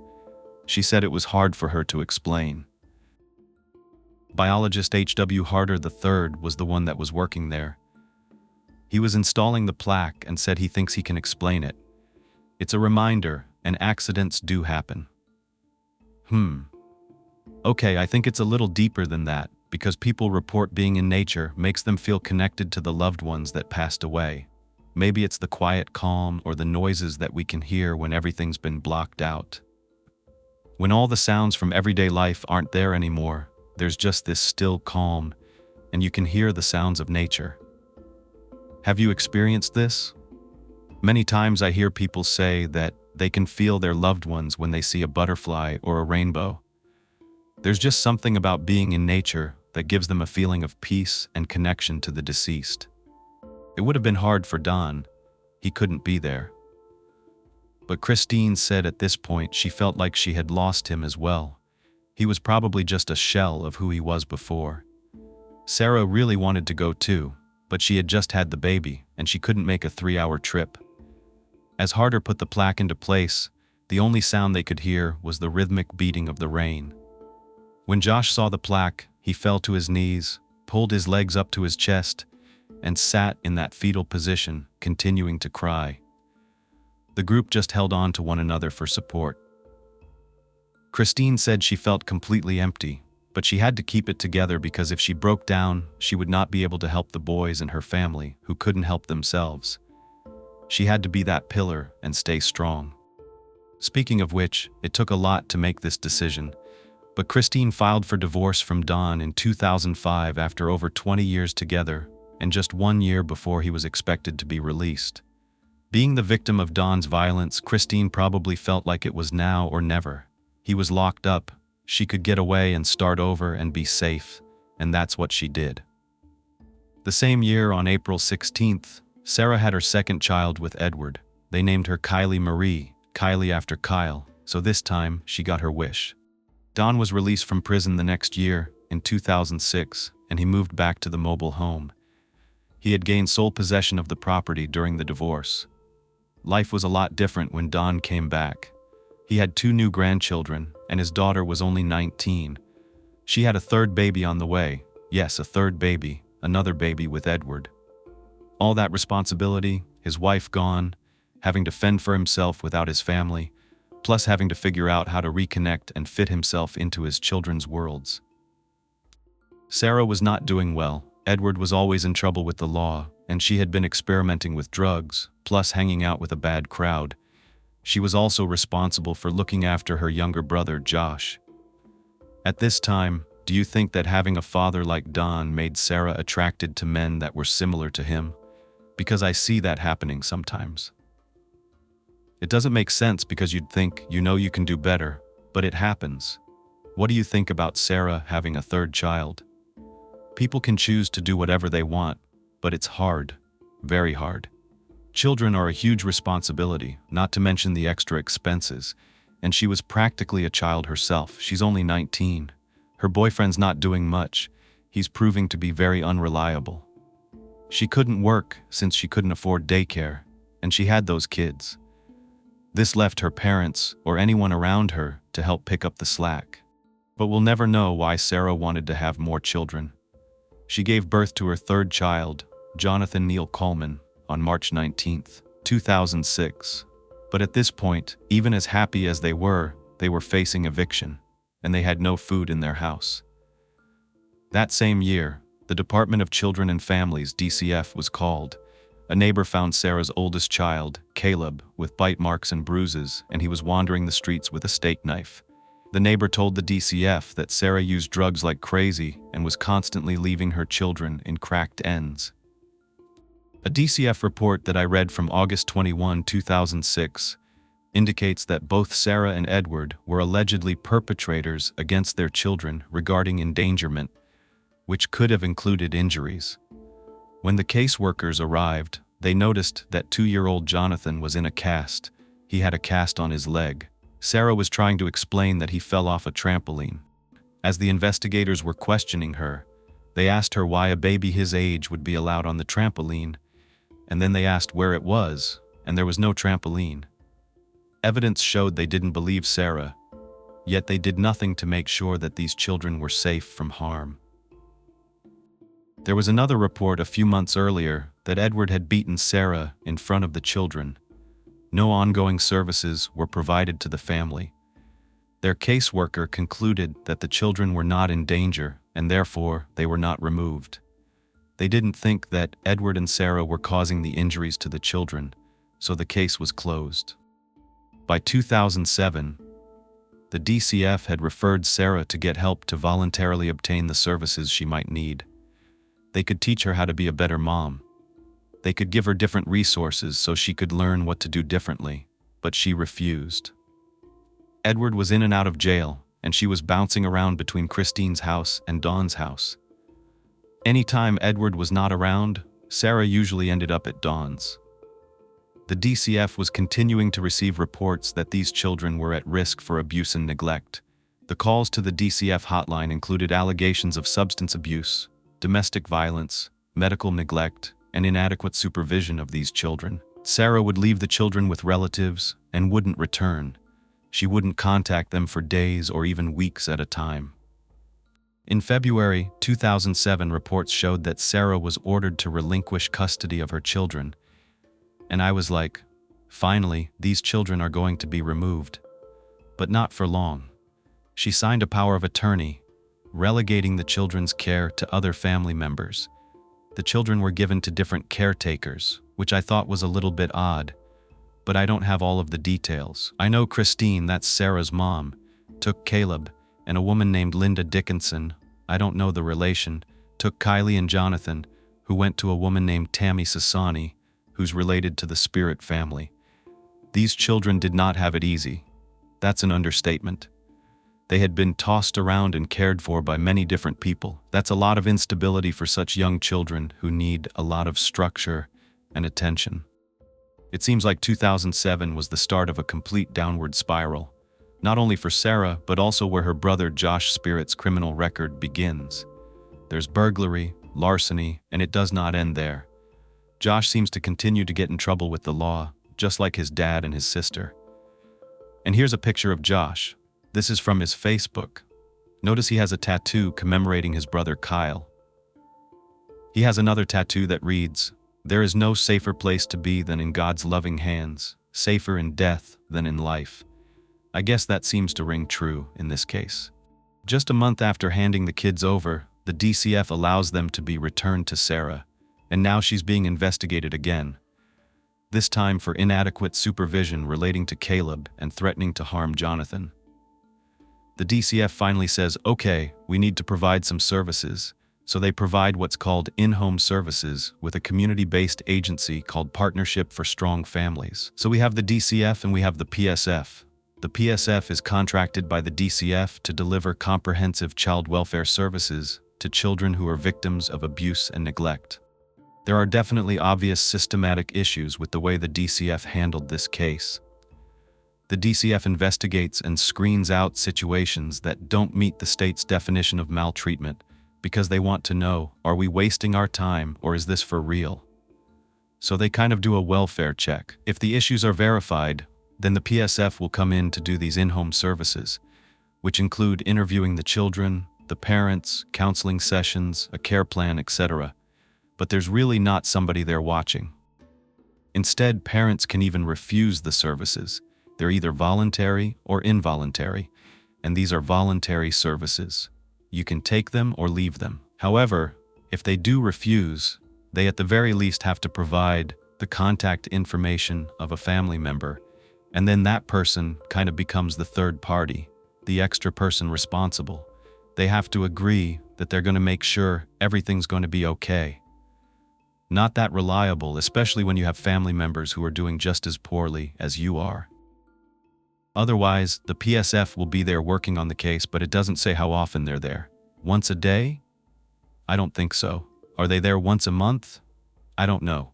It says that they provide assistance with food, housing, rent, utilities, clothing, medical care, transportation, employment, legal services, substance abuse and mental health care, crisis intervention. You get the idea. They even help with family planning, so if she didn't want to have any more children, this would be the time she would become educated and get on birth control. That's a lot of weight on a person's shoulders, and it proves to be too much for the workers in this case. Edward's mother tried to alert the DCF to the fact that the children were being neglected. Once again, she notified them her grandson Caleb was so hungry he was hoarding food. He didn't know when he was going to get fed next. She said no child should go through that. This time, she threatened to call the media if the DCF refused to step in. It's weird because reports show that when the caseworkers came to check on Sarah and the kids would be dressed well, they looked happy, they were clean. But I keep thinking, looks can be deceiving. There are so many pictures of these beautiful children, and Sarah's beautiful, she's a beautiful woman. She's got these big blue eyes, this really pretty smile, and her kids are absolutely adorable. I'm guessing that she knew how to charm the caseworkers and make believe everything was fine. Just a year later, in 2008, Sarah was pregnant once again. This is her fourth child, and this time it's with another man. His name is James Stewart.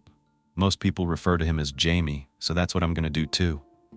He was also in and out of jail, not a steady fixture in their lives. There was a report in February that Jamie had been abusing substances in the home with the children there. The DCF concluded that he had to enter a treatment facility and provide power of attorney to Christine. Sarah, Jamie, and the kids were living in a shack. It was a very small structure in the back of Jamie's family's property. One of the neighbors said that Sarah would come over all the time, knocking on their door, asking for food or diapers. She didn't have anything. I thought the DCF was supposed to be giving her things. I don't understand, but we'll find out. At this point, from what I could gather on police reports, her 3 other children's father, Edward, was facing a number of years in prison. So it's safe to assume he wouldn't be part of Sarah's or the kids' lives for long, if ever. Sarah moved to Christine's house in Fort Pierce, Florida, and while she was there, she was charged with contributing to the delinquency of a minor in March. She was 22 at the time, and there was an 18-year-old living there as well. She might have gotten caught buying him alcohol. That's the only thing I can think of. I can't find any information on it, just the charge. And the 18-year-old was named Christopher Jeffers. I know that Christine has the last name Jeffers as well, so they had to be related, but I don't know how.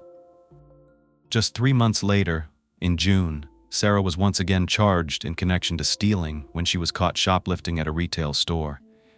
This was a subsequent offense, which carried additional fines and consequences.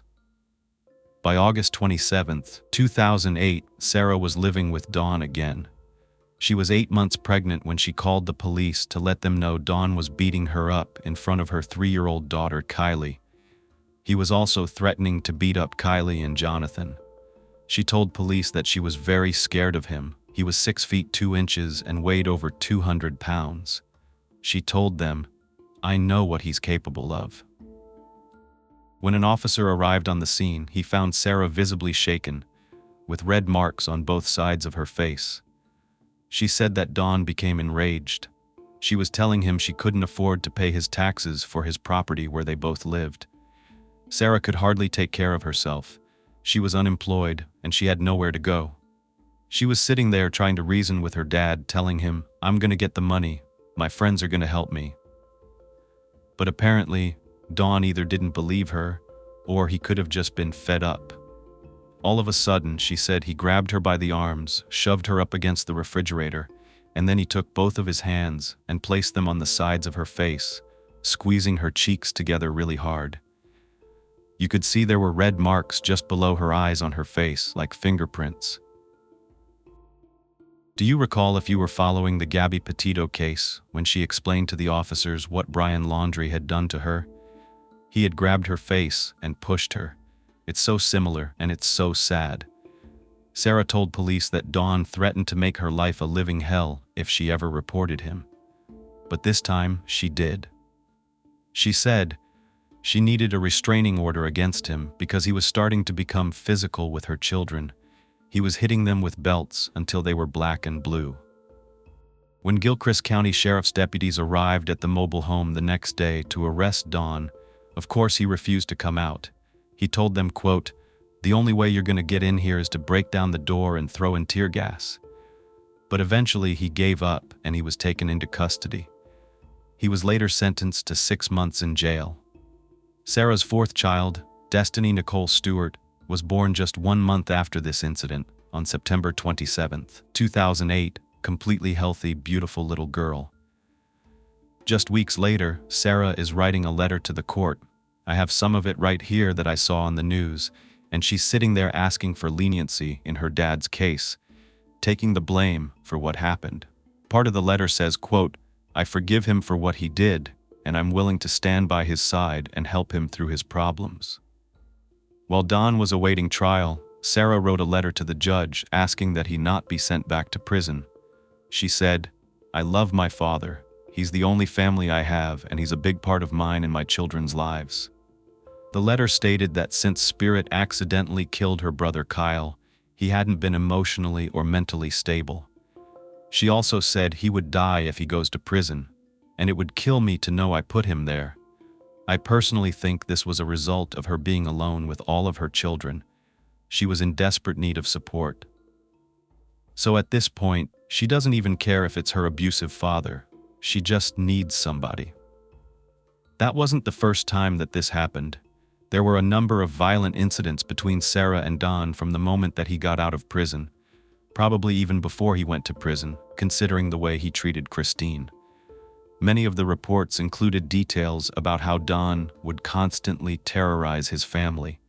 Dawn had issues with his anger in the past. He would blow up and act with violence out of nowhere. Sarah said he had a violent temper, and she was scared of him. She must not have been that scared, or her desperation outweighed her fear because she never showed up for the hearing. The petition was dismissed by refusing to testify against him, and a court domestic violence protection order was dropped, which opened her up to the possibility of suffering more abuse. By this time, Sarah had also been in trouble with the law a number of times herself. Her first offense dates all the way back to 2000, when the Spirits lived back in Tampa, and she was about 13. She was charged with operating a boat without a boater's license. And Dawn was also charged in this case because he was the one that allowed her to operate the vessel illegally. Sarah seemed to stay out of trouble, or at least she wasn't caught, until about 1 year after she and Dawn were reunited. She was charged with larceny just a couple of days after Independence Day in 2004 while she was living at Dawn's. It was considered a first-time offense, plus it was for items totaling less than $100. So she didn't have much in the way of consequences, if any, just a little slap on the wrist. Later that same year in December, she was charged with burglary and trespassing. So we can assume the punishment for the first offense wasn't enough to deter her. Maybe Dawn contributed to Sarah's downfall. Their relationship was described by family and close friends as a tumultuous, violent father-daughter relationship, fighting one day, caring for each other the next. It was a cycle of love and hate. Jamie Stewart's aunt Colleen kept track of things. Jamie is the father of Sarah's third and fourth child, Destiny and Jonathan. Colleen became close to Sarah. When she was asked about Sarah and Don's relationship, she would say that one day, Don wouldn't want anything to do with her and the kids. And then out of nowhere, he would just bring them food and groceries, and be all kind and loving. Both Colleen and her daughter Cathy, who was only a teenager at the time, helped out with the kids. I pulled up Don's criminal record and found out that in 2009, Don was once again picked up for another traffic violation, this time DUI. It was reduced to reckless driving, which sounds worse, but to me, after everything else we know about his convictions in the past, it seems like nothing. Meanwhile, the man that Sarah had her first 3 children with, Edward Coleman, was now in a new relationship with another woman named Tiffany Hunt. Tiffany gave birth to their son, Edward Neal Coleman, on November 22, 2009, the same birth date as his first son, Caleb, born 6 years earlier.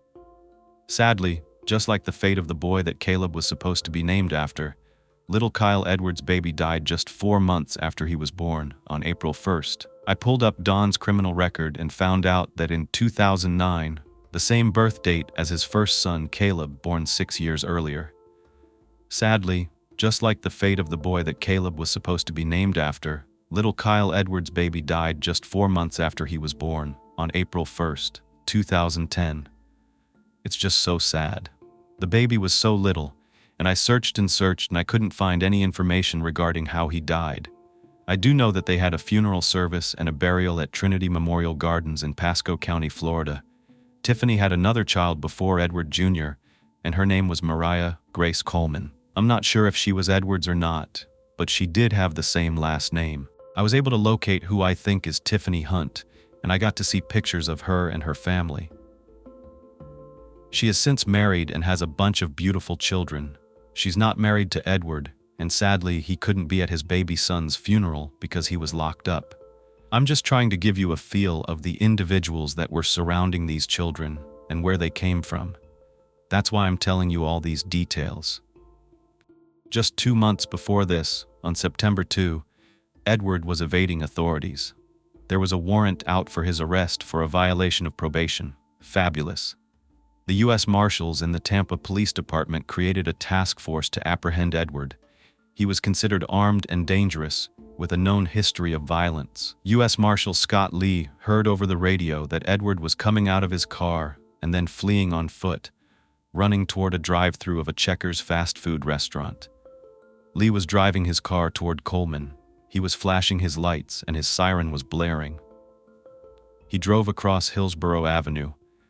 He went over the center median and drove toward the Checkers parking lot. He sees that there are no vehicles exiting the drive-thru, thank goodness, and he also sees that Coleman is in the drive-thru area. Edward Coleman, I keep going back and forth, I think you know. So, Lee enters the drive-thru going 15 miles per hour. That's fast, but authorities were worried because they wanted to catch him as soon as possible.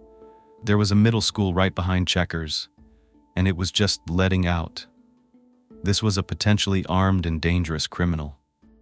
All of a sudden, out of nowhere, he's going 50 miles an hour. He sees him jump in front of the patrol car. He didn't have a second to stop, and Lee struck him with the vehicle. The car jumps over the curb and lands right against a retaining wall, pinning Coleman against the wall and injuring him as a result. Just like in the movies or a TV show, right after he heals, he's locked up and taken to prison. This time he's sentenced to 25 years in prison, and you probably could have guessed. Needless to say, he was never going to be involved in his children's lives again. Let's turn to Sarah's new boyfriend, James Stewart.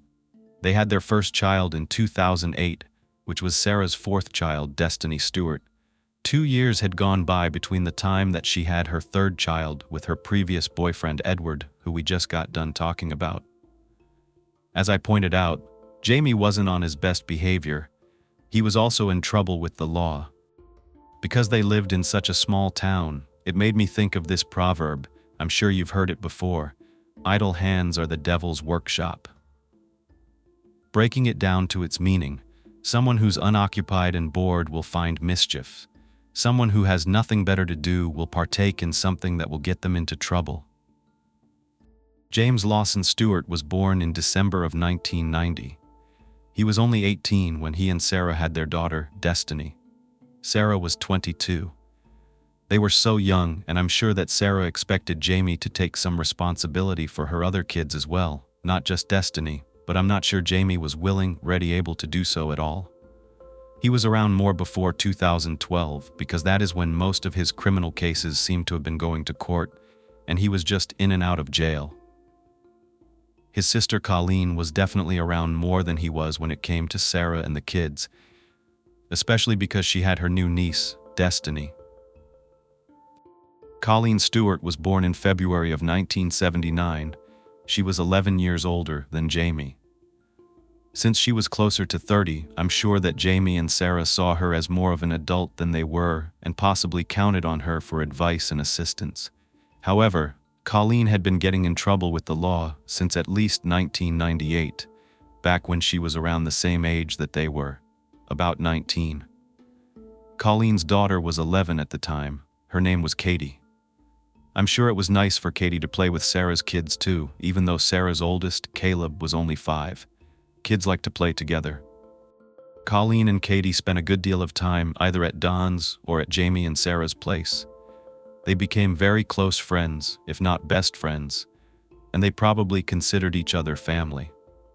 Their closeness and their relationship come into play a bit later, and definitely had some part in the horrific events that end up occurring just 6 years later. Colleen's criminal record includes offenses for resisting arrest, larceny, theft, violence toward a police officer, and driving with a suspended license. 5 children under the age of 8, with Brandon being just a newborn that needed a lot of attention. There's no surprise DCF was once again at Sarah and Jamie's house. They just couldn't do it. They were not able to fend for themselves. It was in November when there was a report called in that Caleb had sustained burns to his body. In-home services were started once again with the PSF. Did they remove the children? No. Burns on the body. I'm not sure if it was the increasing number of children or if the children were getting older and needing more supervision. I don't know if that resulted in the continued and more intense issues that surrounded this family, and maybe it was the compounding circumstances. It was a sick cycle no one could escape. It was one thing after another. More children, more problems. They were unstable parents in poverty, unable to appropriately care for their kids. They knew that they were seen as failures by the state and by their community. Since the town was so small, neighbors from everywhere they lived had called DCF on them. Was this leading Sarah to seek comfort in drugs, which was resulting in more issues and eventually addiction? Addiction leading to needing more money to get her fix, and then using state funds to do that, overfeeding her own children? That's what I assumed. It's one theory. Those are assumptions we can make. But whatever it was, things got worse. They got so desperate for drugs that Don decided to begin growing marijuana on his property, either for self-use or to sell. In Florida, cultivating marijuana is a felony, punishable by up to 5 years in prison, as well as a $5,000 fine. Don could not afford to be doing this, but he did it. And what's worse is it becomes a first-degree felony if there are any minors living at the residence where the plants are being grown. He gets caught, but this wasn't a professional operation. There were way less than 25 plants, which is the threshold for what kind of felony you're going to get. Therefore, Don did not get sent to prison, but he did have his driver's license suspended for another 6 months. Don even tried to sue both Sarah and her ex, Edward, for child support. Kylie had just started kindergarten at Bell Elementary School. Caleb was already attending school, and the teachers were very familiar with the Spirit family, as they had been dealing with previous issues regarding Caleb's well-being. There was a time when he reported they had no electricity in the trailer. This poor little boy told teachers that the adults got to eat good dinners. They got to have steak and chicken, but the kids were only allowed to eat ramen noodles or cereal. School was also notified that both children had been caught stealing food from the other kids at school because they were so hungry. That year, The PSF was working with Jamie and Sarah again after a report that the children had severe and chronic cases of head lice. Kylie was not allowed to return to school until the issue was resolved. Instead of Sarah caring about her daughter's education, she ignored the bugs and just didn't send Kylie back. Therefore, poor Kylie needed to repeat kindergarten the following year.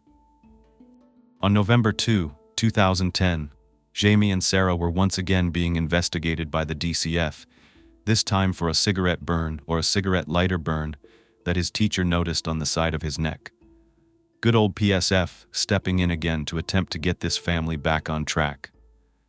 This is where I would have to truly stop and consider the danger that these children were in. Burning a child or a child just becoming burned by themselves due to neglect and the lack of supervision is a huge issue. I've seen kids get removed from homes for way less, yet the children are still there.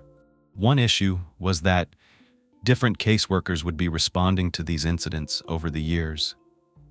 The DCF would explain that the agency would view things as a snapshot, like this is a snapshot of what this family is like, rather than a movie. So if you're looking at all the ins and outs and all the characters that are at play, you can see the big picture. But if you're just looking at a snapshot, you really don't know what's going on.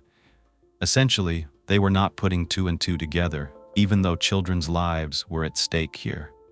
The times that Sarah and Jamie were the caregivers and the caseworkers were investigating them, they wouldn't do enough research into Don's past. Let's say he's a convicted felon with a checkered past. So when they wouldn't volunteer to get help, Sarah and Jamie would turn to Don as a support system. He was the one that, remember I said, signs off as a third party. The police, EMTs, and the school resource officers in Bell were familiar with the Spirit family. Yet none of these reports seem to come together and paint the horrific picture of this family's grim reality. Without enough money to afford the drugs they were used to acquiring, Jamie started to buy synthetic marijuana for him and Sarah. I had heard about synthetic marijuana back in the day, probably around the same time it was a popular alternative. Plus, it was legal then, but it's not legal now, at least not in Florida. I never knew what it was or why anyone would want to use a synthetic drug like that when they could just get the real thing. But it turns out it's cheaper, easier to get, and it gets you just as high, if not higher. It's shredded plant materials that are sprayed with a chemical similar to chemicals found in marijuana, but it's not the same. In fact, it's not safe and may affect the brain much more powerfully than marijuana. The effects can be unpredictable and in some cases more dangerous or even life-threatening. These synthetic drugs are psychoactive and affect how the brain works. They can change your mood, your awareness, thoughts, feelings, and your behavior. I also read somewhere that they can be up to 100 times more potent than THC. According to law enforcement, police say that this drug is partly responsible for a spike in violent crime. What made them popular to Sarah was that you could get them in smoke shops, novelty stores, and even gas stations. You can buy them over the internet as well. They also come in flashy packaging that can look cool to kids, making it more enticing or seem fun. Its street name is Spice. The specific brand of spice that Sarah and Jamie liked to buy was called K2. Users have reported symptoms of psychosis, delusional or disordered thinking, and detachment from reality. They have psychotic effects as well, which could include extreme anxiety, confusion, paranoia, and extreme and unreasonable distrust of others, hallucinations, sensations, and images that seem real but are not really there. I bet you know where I'm going with this. It's important to keep all of these things in mind as you hear about what happens just a few years after the Spirit family begins their journey into making spice a normal part of their lives. This spice is not the spice of life. It's actually one of the catalysts of death. As a matter of fact, Sarah called 911 a few months after starting to smoke spice. She and Jamie were having some kind of bad reaction, and paramedic Devin Taylor came out to Jamie and Sarah's place to check on them. He took their vital signs, made sure they were okay, and then just went on his way. Sarah was warned of the dangers and not to have it around her children, but that did not stop her. The next 3 years were some of the worst for this family, as though they hadn't been through enough already. In 2011, While Sarah was living with Jamie, Dawn took her to court, claiming that she was taking child support payments she wasn't supposed to because he had been watching her son, Jonathan. Dawn said he was supposed to be getting those payments. Surprisingly, the judge sided with Dawn on this one. Sarah was ordered to pay him $6,578 in back payments, so you could see how much she was getting from these support payments. That's a lot of money. I just wonder how many months that was, but that's a lot. So now she's supposed to be paying Dawn $100 a month to clear this up. I was thinking, how was she supposed to get this money? I guess she could give him any other support payments that she was getting that were coming in, but then how would she fund her addiction? Interestingly, by the way, any time the children were at Dawn's or Christine's, their paternal grandparents' homes, wherever they were, the public assistance payments wouldn't be made out to Sarah anymore. They would be made out to whoever the children were with at the time. So some have argued that the children were tossed around and taken in by certain family members because those family members wanted the money and not necessarily out of the kindness of their hearts. On January 21, 2012, there was a call to the DCF, but when they went out to screen the family, they didn't find anything that would warrant further investigation, so they just dropped the case. There must have been something going on, because a month later, on February 28th, the DCF was back at Jamie and Sarah's. Caleb had sliced open his foot on a piece of glass. No idea how this happened or where, but he was sent to school like that, without any treatment being done by his parents. When his teacher noticed how deep this cut was, she immediately sent him to the school nurse. The nurse was pretty shocked, so she phoned Sarah right away and told her, "You need to get him looked at by a doctor, like now." Instead, when Caleb came home from school, she didn't take him to the doctor. She dunked his foot in a tub of bleach, put toilet paper around his wound, and duct taped it.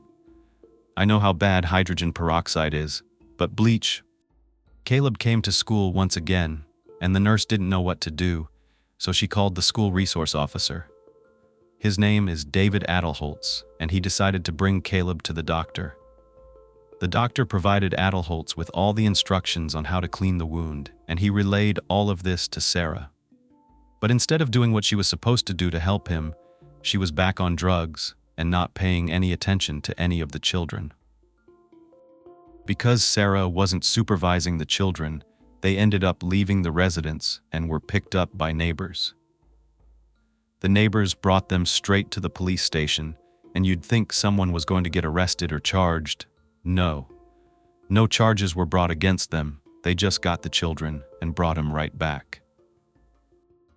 This time, though, the pure lack of follow-through on cleaning and caring for Caleb's foot, which was now showing signs of infection, finally pushed the DCF caseworkers to finally threaten legal action against her if she didn't start being more responsible.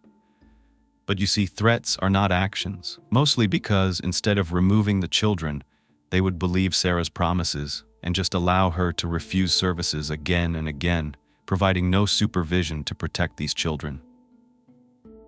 For the next 8 months, the PSF and the DCF provided the family with in-house services, once again hoping that they could educate and assist Sarah to become a better caregiver. She would engage in the services here and there. The case finally closed once again in September of 2012, when Sarah refused help once again. She explained that the drugs were not the problem, it was her epilepsy. She wasn't herself lately, according to her, because she had had seizures and was suffering from stress and anxiety attacks. Still, she refused to get help, and there were no medical records indicating she had epilepsy. It was most likely the spice that was making her feel that way. She also told caseworkers that she was in and out of hospitals due to only having one kidney and that she suffered from chronic pain because of what she called a birth defect. In addition to that, she had self-reported that she was diagnosed with pelvic inflammatory disease. Again, nothing on her medical records could be found, not even any mental health records. Chances are, she never went to get help. She probably didn't think she needed help, considering she kept refusing help. Oddly, when I'm reading these DCF reports, and I might be reading them wrong, But recall there were witnesses to the wound on Caleb's foot: a doctor, a school nurse, the school resource officer, teachers. Yet, the DCF report states their findings as follows: not substantiated findings of medical neglect to Caleb, and no indications of inadequate supervision to Caleb, Kylie, Jonathan, Destiny, and Brandon. Really? Are they investigating the right family? The final report regarding Caleb's foot read, "Needs are being seen to with the help of others." What others? The teacher and the resource officer. Is it their responsibility, or was it done because in that case, it's like the helpless being led by the clueless? As they would say, the inmates are running the asylum.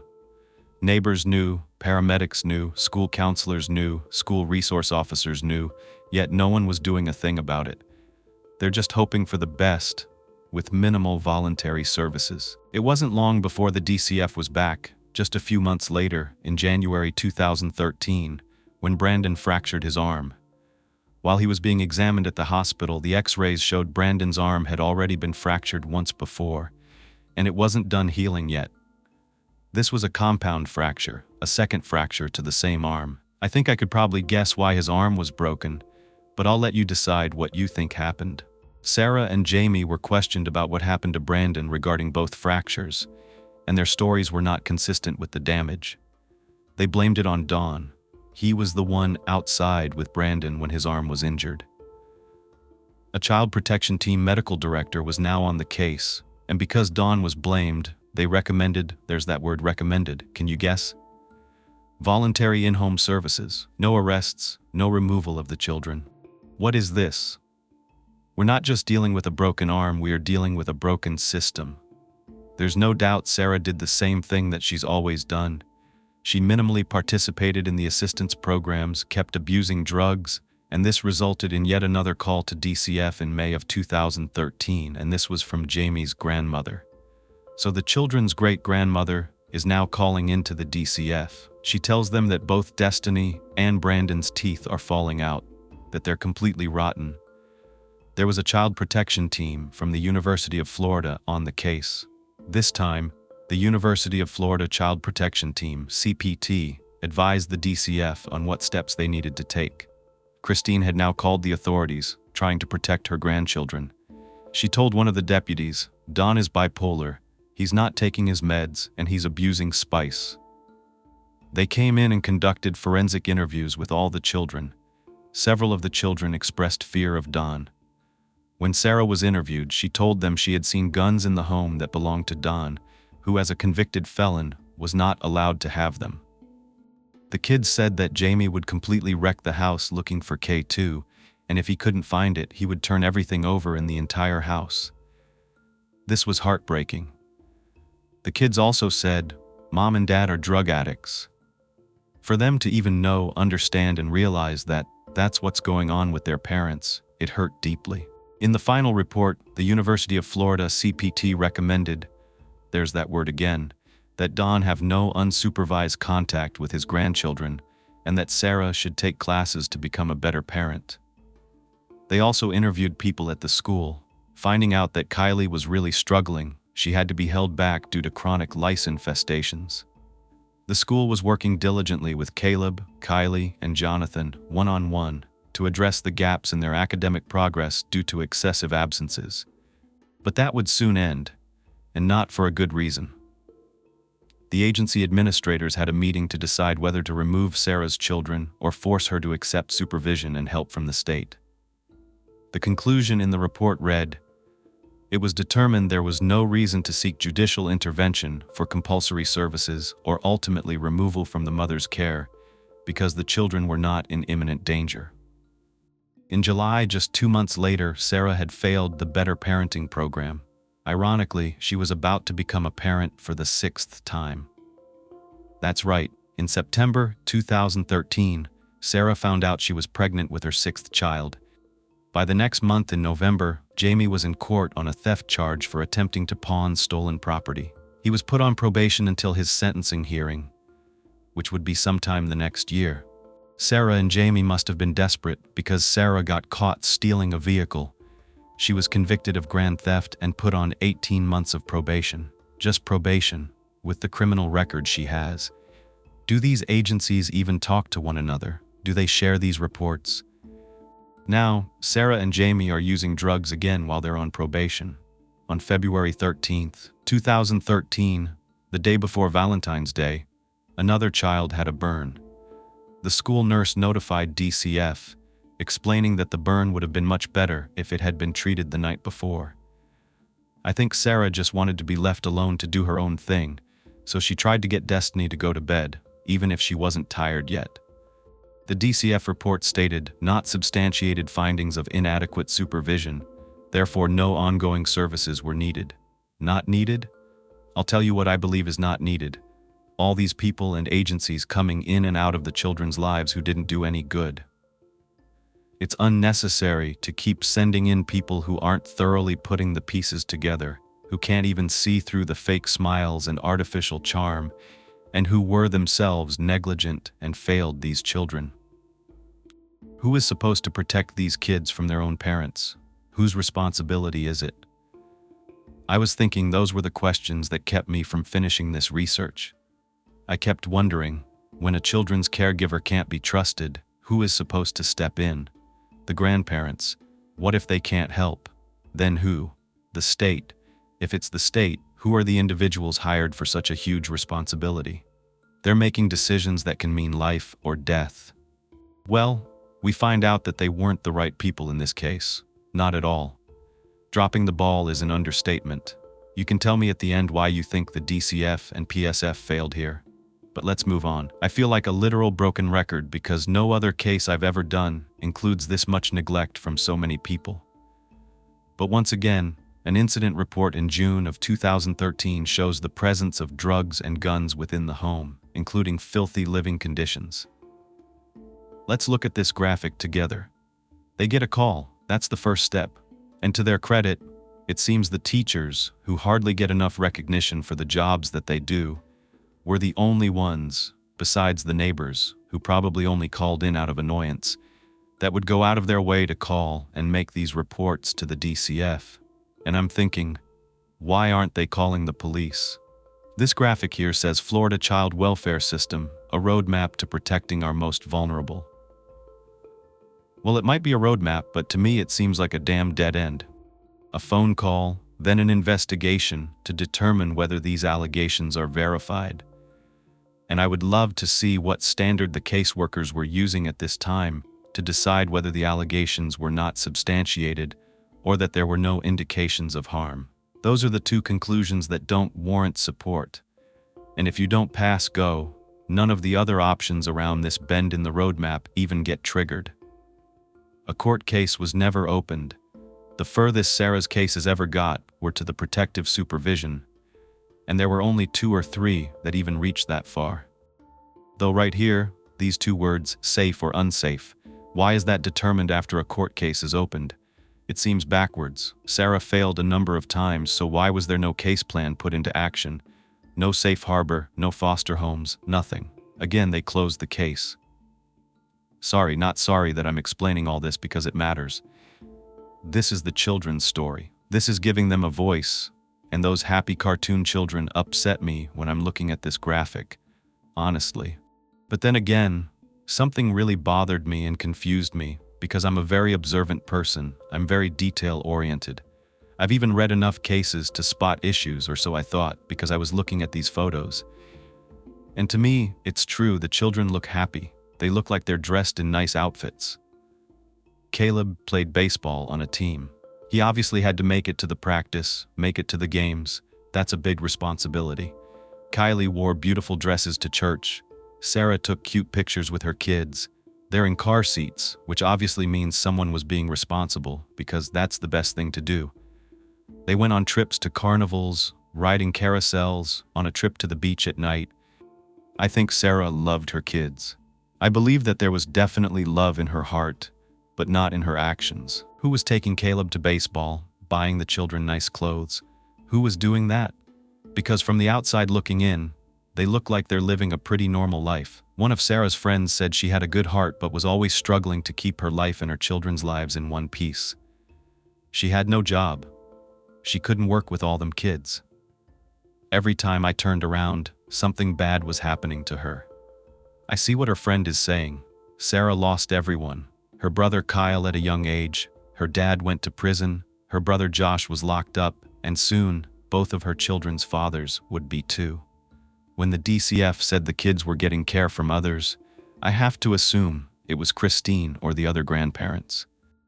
The pictures of Sarah smiling with her kids, it gives me that she's a good mom vibe. Even I'm not seeing the signs, but I wasn't standing in her home knowing all the calls with the allegations supporting them. What has to go on in a home in Florida? Is it death? I guess so. And how many deaths? Sadly, we are about to find out. We're getting closer and closer to the end. Jamie hasn't been sentenced yet. It's now July 24th, 2014. Just a month ago, on June 22nd, Sarah gave birth to her sixth child, Alana. They now have 6 children under the age of 12. 4 of the children are attending Bell Elementary School. When they're at school, it's probably the only time they're treated like human beings, the only place they're truly safe, around people who actually care about them. School. Their safe haven. It's a wonder they even made it to school with 2 parents whose driver's licenses are suspended and, obviously without a vehicle, since we know Sarah tried to steal one. Luckily, they did take the bus. I don't even know how they got to the bus stop in the mornings, but maybe Sarah was still up from the night before doing spice. It is crazy how much people can hide. As they say, you never know what's going on behind closed doors. Unfortunately, the children didn't have their safe haven because they were not in school in July. They were out on summer break with no one to supervise them. The DCF gets a call that all 6 children, including the newborn, were left alone, unsupervised, in Jamie and Sarah's dilapidated shack on his family's property. And where were Jamie and Sarah? They were out looking for more K2. They were now using it on a daily basis. 5-year-old Destiny was reportedly injured while home alone, and one of the kids ran to a neighbor's house to ask for help. The neighbor got a hold of a family member who, according to them, called the DCF. Sarah had been using spice for years, but now it was much more than a recreational drug. It was like a food, a necessity. The way she would feel when she was coming off of it was just too much to handle. People who knew the family said that Sarah acted like the children weren't even there. If she needed to go somewhere and leave the house, she wouldn't even make plans for anyone to care for the children. She would just walk out the door. Caleb was 11 at the time, so I'm sure he took on a lot of the responsibility for his younger siblings, especially his precious newborn sister, Alana. Sarah was arrested on August 26th for violating her probation. Earlier, she had actually stolen $400 from a friend's wallet. Then, her probation officer went to give her a drug test, and she failed it. There's a probationary period until sentencing, so she's released. This report was closed 2 days later on August 28th. One of the investigators, Shelley McDoris, made a final conclusion that the allegations were unfounded. They were just a false report made by that family member because they had a fight with Sarah. According to Sarah, they were just trying to retaliate against her, and Shelley signed off that all the children's needs were being met.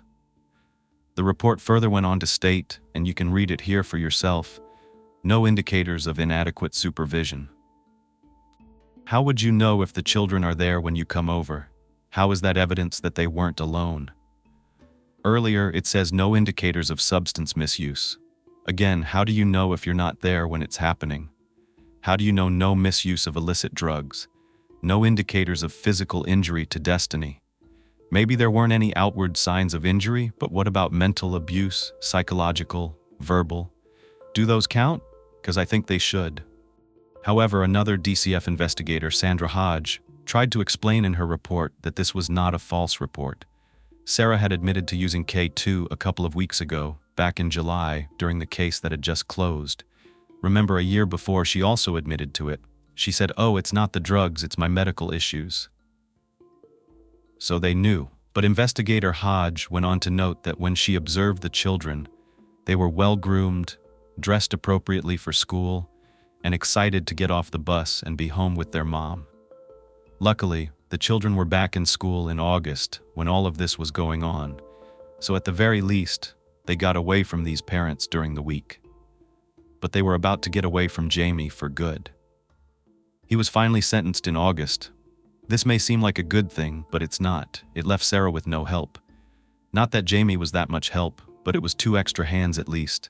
And now she has no job, no place to stay, and 6 children. She was again knocking on the doors of neighbors' homes, asking for diapers and food for Alana.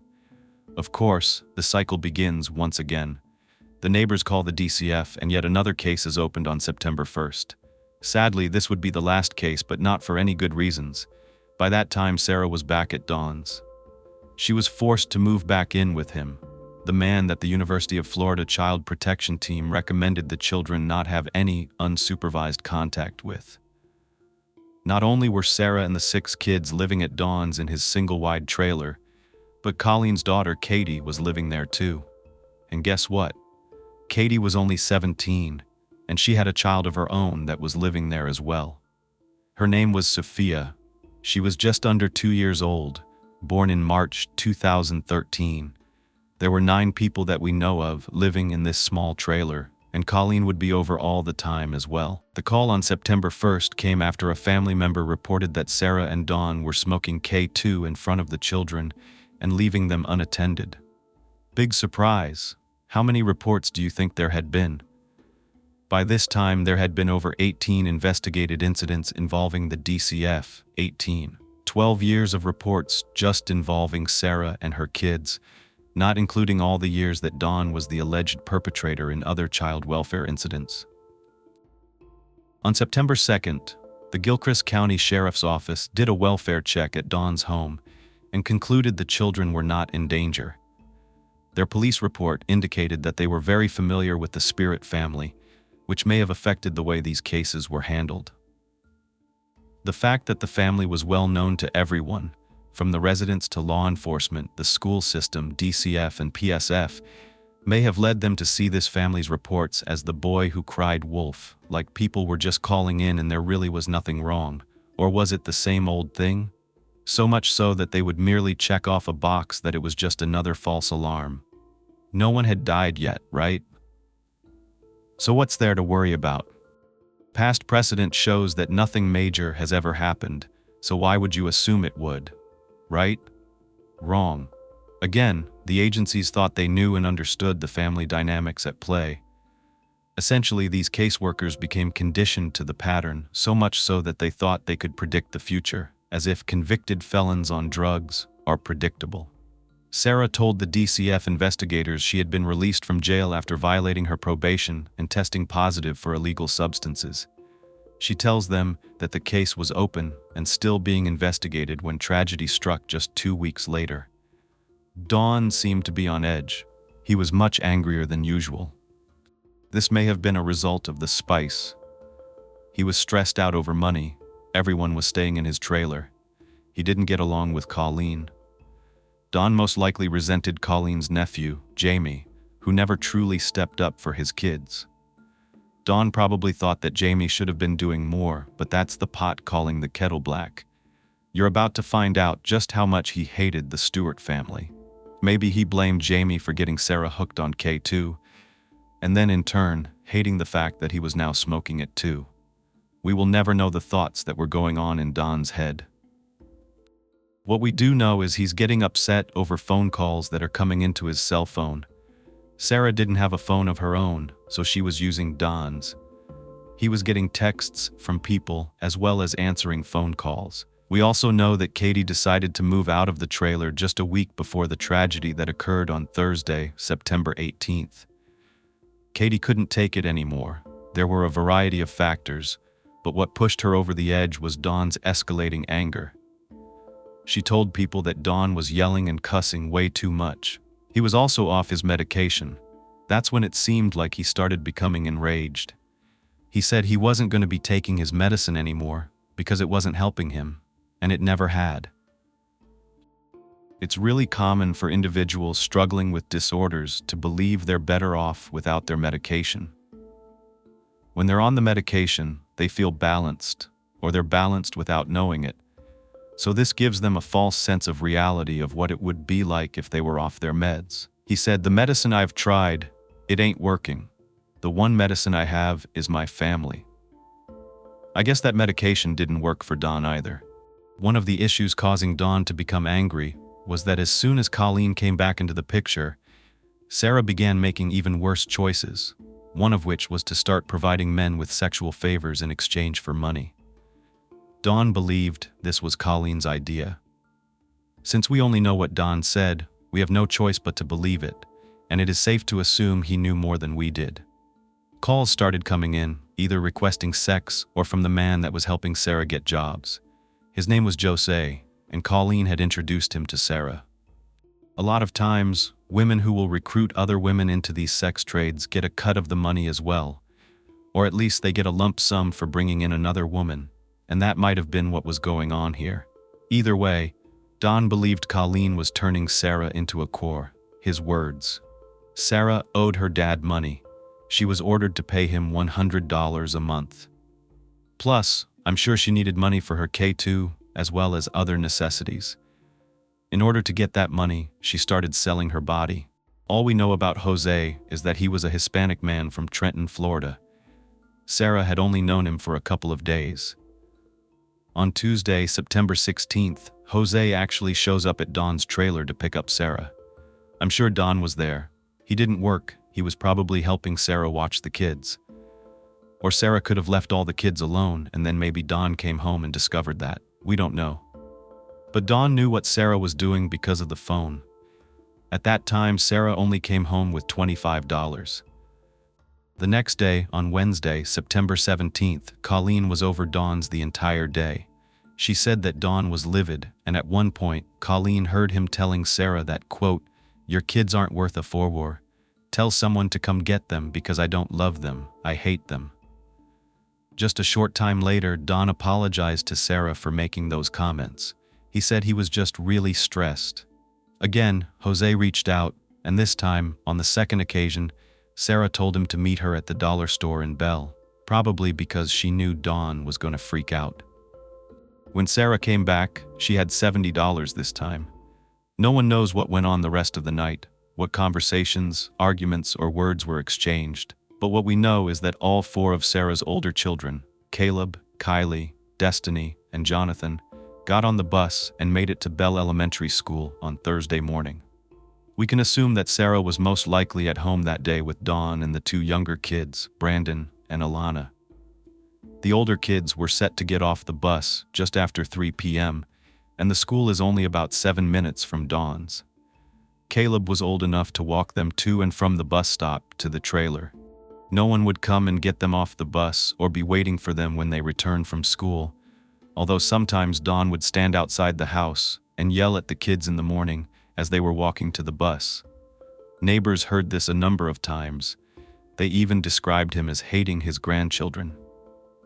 That Thursday, September 18th, was different.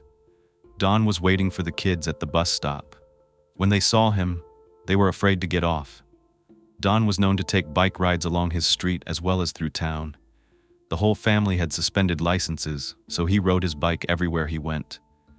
That day, around 3:30 p.m., a neighbor named Tate Bryant, who lived at 2870 Northwest 29th Terrace, was home all day. He saw Dawn walking down the street, which seemed unusual since he only saw Dawn ride his bike and never walking. He walked up and down the street 3 times, as though he was looking for someone or something. He could tell that Dawn's body was tensed up. His body language gave off the impression that he was really angry. Brian didn't observe anything else. Dawn's trailer is the smaller circle, and Mr. Bryant lives at the bigger one. It's about a 6-minute walk. I looked up the school bus route. The bus would stop at the end of 29th Terrace at Northwest 30th Street.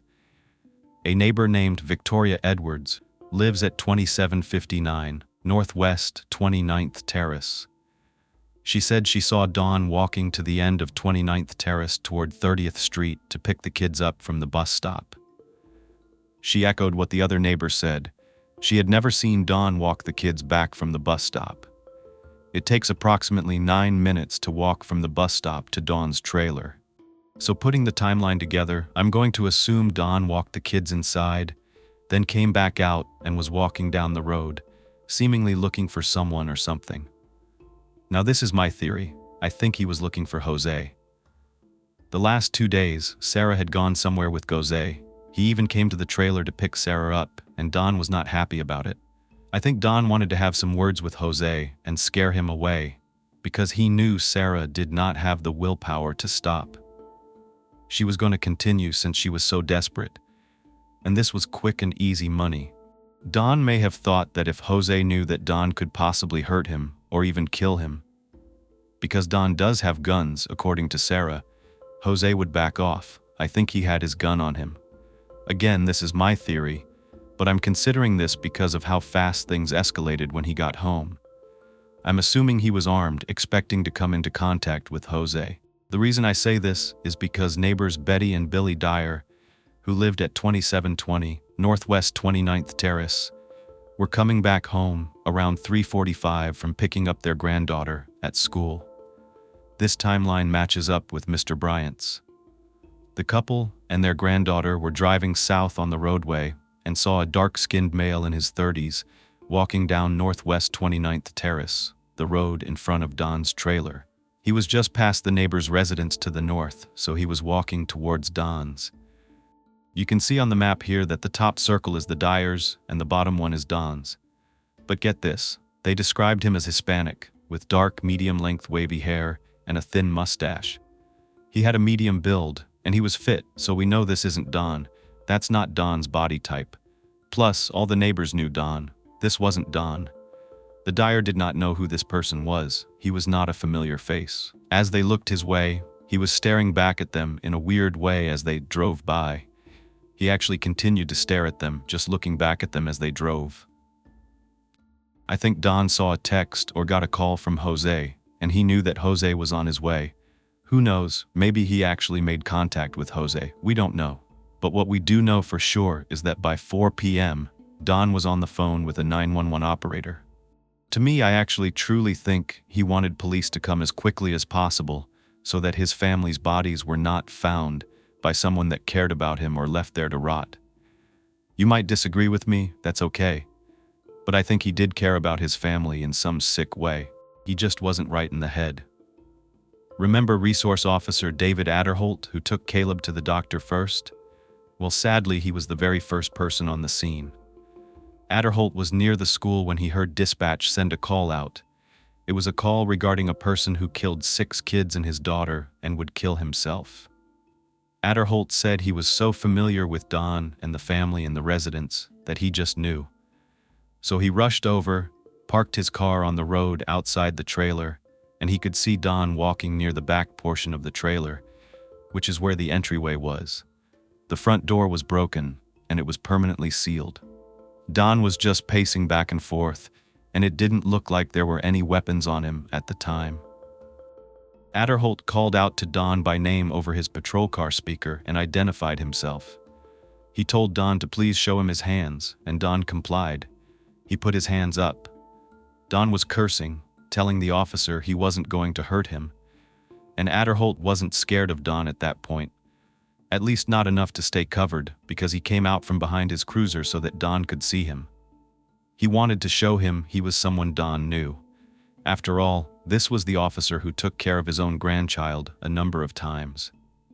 While Adderholt was speaking with Don, K9 Deputy Scott Douglas arrived on the scene with lights and sirens.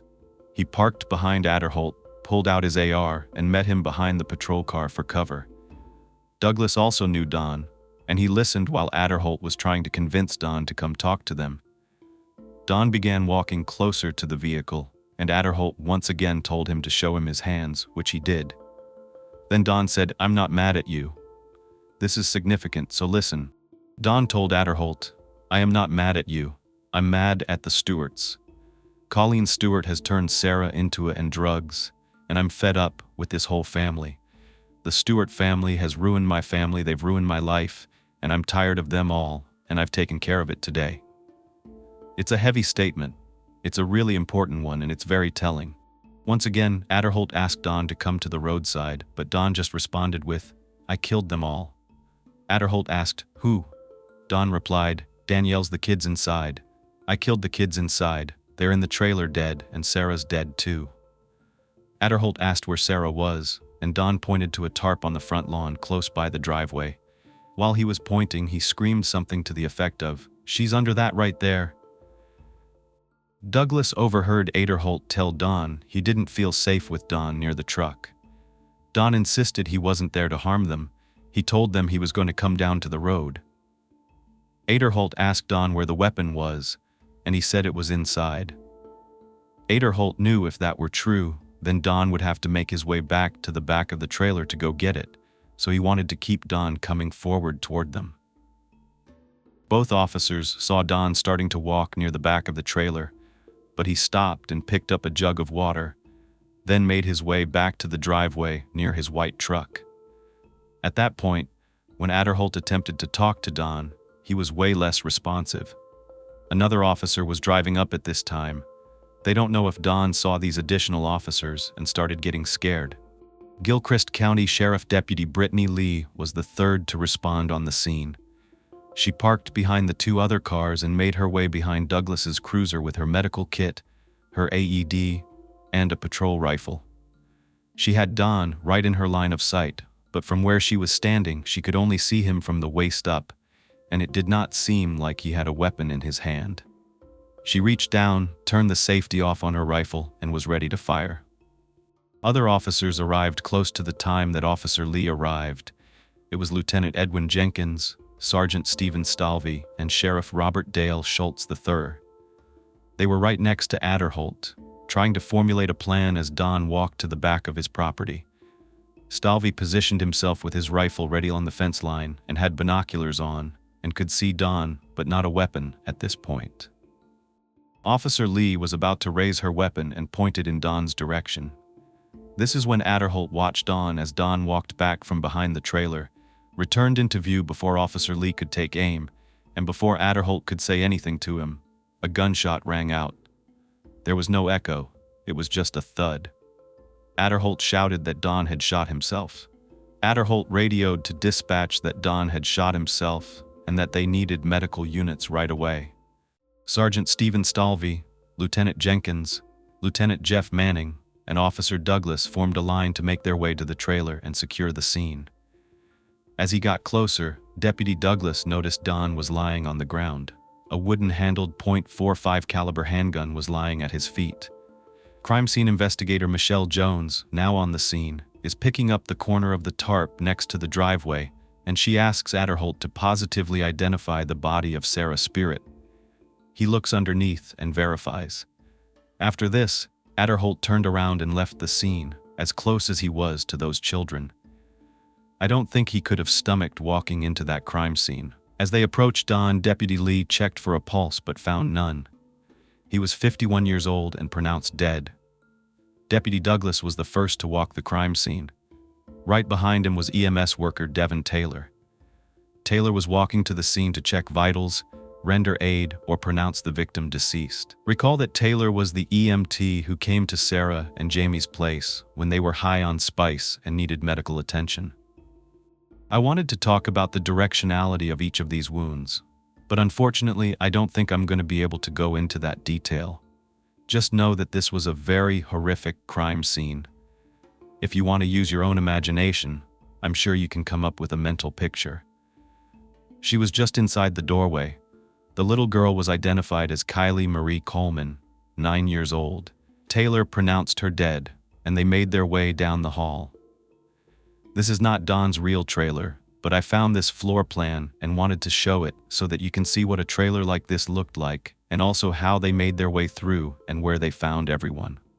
Only a few feet away, they found the body of a preteen boy. He was dressed in a short-sleeved shirt, shorts, and sneakers.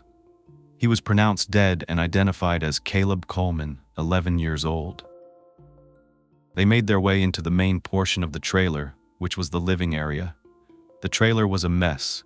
It was in complete disarray. Despite the usual mess, there were signs of a struggle. They could see into the kitchen since it was sort of all one room, and the refrigerator was lying on its side. It takes a lot of force to push over a refrigerator. Sergeant Stalvey made his way to the couch. It was obvious to them that she showed no signs of life. This was 10-week-old Alana Stewart, so sick and so heartbreaking. Special Agent Watts and Deputy Lee were leading the officers into the north bedroom. When they entered, they saw the body of a little girl on a futon. She was identified as Destiny Stewart, just 5 years old. Next to her at the foot of the futon was the body of a young boy, and Deputy Lee remarked that it appeared he was trying to hide. This poor boy was trying to hide in plain sight because there was nowhere for him to go. He was identified as Brandon Stewart, only 4 years old. A sweet little baby boy. Why would anyone do that? Sergeant Stalvey walked to the other end of the trailer and entered the south bedroom. Lying on the floor right in the doorway was the body of Jonathan Coleman, 8 years old. It was apparent to Sergeant Stalvey, as well as all the other personnel on scene, that no one had survived their injuries. They exited the trailer and deemed it safe and secure for forensics to proceed. When Deputy Lee exited, she was asked by Lieutenant Jenkins to check under the tarp and verify the identity and vitals of the victim. Lee removed the tarp, revealing Sarah's spirit lying on her stomach. Lee placed the tarp back over Sarah as they made their way back to the patrol cars. As they made their way back to the patrol cars, Special Agent Watts and Sheriff Schultz saw Sarah's mother, Christine. She was outside on the roadway in front of the trailer. At that time, they had the unbelievably difficult task of informing her about the death of an entire family. I actually can't imagine. I was trying to imagine it. I don't want to imagine it, but the horror, sadness, disbelief, and emotional wreck that Christine must have been in, it must have been overwhelming. Police said that because of her emotional state, she could not give them much information. All she could say was that Don was bipolar, and, to her knowledge, he was using illegal narcotics. She hadn't spoken to Sarah since last week, but knew that Sarah was living with Don just until she could save enough money to rent a place of her own. I have so many mixed emotions, and when I read this, my heart ached for Christine, but it also ached for Sarah. Those last moments, knowing full well you are never going to see your babies again. It wasn't a quick death, and I'll tell you why in just a moment, because I have the autopsy reports. As much as I want to hate Sarah, I still want to cry for her. Just reading the part about Christine saying that she knew Sarah was just trying to save money so she could rent her own place. It just hurt, and maybe she was just working for drugs. But a part of me truly believes that she was hoping that somehow she could pull herself out of this mess. When this small town heard about what happened, you could have guessed it tore the residents apart. Grief counselors were sent to Bell Elementary and surrounding schools. The next night on Friday, the victims were honored with a balloon release by the captains from Bell and Trenton High School before their big football game. The fans were asked to wear white in solidarity. A woman named Danielle Berry said that she grew up in Bell and went home early from work so she could wear something white and show her support. She said, "Never live for tomorrow because tomorrow isn't promised." A friend of Sarah's, named Casey Hart, was saddened by the loss and wanted everyone to know that Sarah was a busy mom who loved to laugh and watch comedies. She went on to say that Sarah's poor mother, Christine, had lost her youngest son, her oldest daughter, and all of her grandchildren. I found a picture because I like to look and know what these people look like. We see all the children, but I didn't know what Christine looked like, and I searched forever. I found her Facebook, and this is her with all her grandbabies before the tragedy. You can tell she just loved them so much. I mean, who wouldn't? They're adorable, innocent kids. It's even hard for these grown men to talk about. Lieutenant Jeff Manning had a hard time containing his sadness during the second press conference that night. Remember I told you that Sarah didn't die a quick death? Her autopsy showed she was barefoot and had blunt force trauma to the back of her head. She may have been pistol whipped. There was a laceration on her head, as well as 6 stab wounds to her midsection. Remember that Don had pushed Sarah against the refrigerator once before. We can assume he did this again after becoming enraged over Josie. He probably had that anger still inside him, not able to let it out on Jose. He goes back inside, and he and Sarah most likely got into a fight. I just think things happened too fast.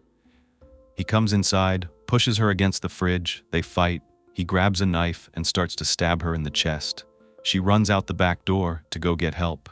She makes her way down to the front, and remember, her head when she falls is pointing towards the road.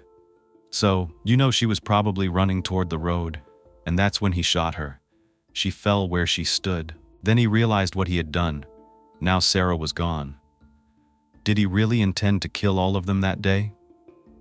I don't think so. I don't think he premeditated this. But I think it hit him in that moment when he realized he had just killed his daughter. Now all those kids would be left without a mother, and he would be spending the rest of his life in prison or get death himself. The kids already had no fathers, and clearly Don hated the rest of the family, so he figured, I'm just going to end it, and he said he took care of it that day. Then I think he just turned back towards the door of the trailer. Kylie heard the commotion and probably went to check on her mom, and as she came through that door, he shot her. Then he just made his way all around that home, shooting each and every child one by one. The first Gilchrist County deputy arrived and saw an unarmed spirit pacing in his backyard. The report says he told the deputy a relative of his daughter's boyfriend got her into prostitution and drugs. Spirit then said, quote, I'm fed up with this whole family. They have ruined my life, and I'm tired of them all, and I've taken care of it today. I also want you to see the gravestones. It's so heartbreaking. Look at these gravestones. I've never seen anything like that, ever. They're so beautifully done. We had a lot of failures with local government agencies, particularly the DCF, Department of Children and Family Services.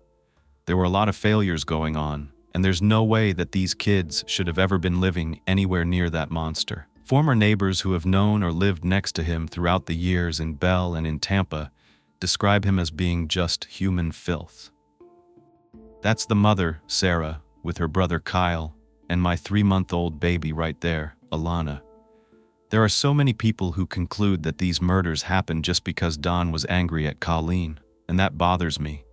Without knowing the whole story, that's just a part of what led up to these horrific deaths.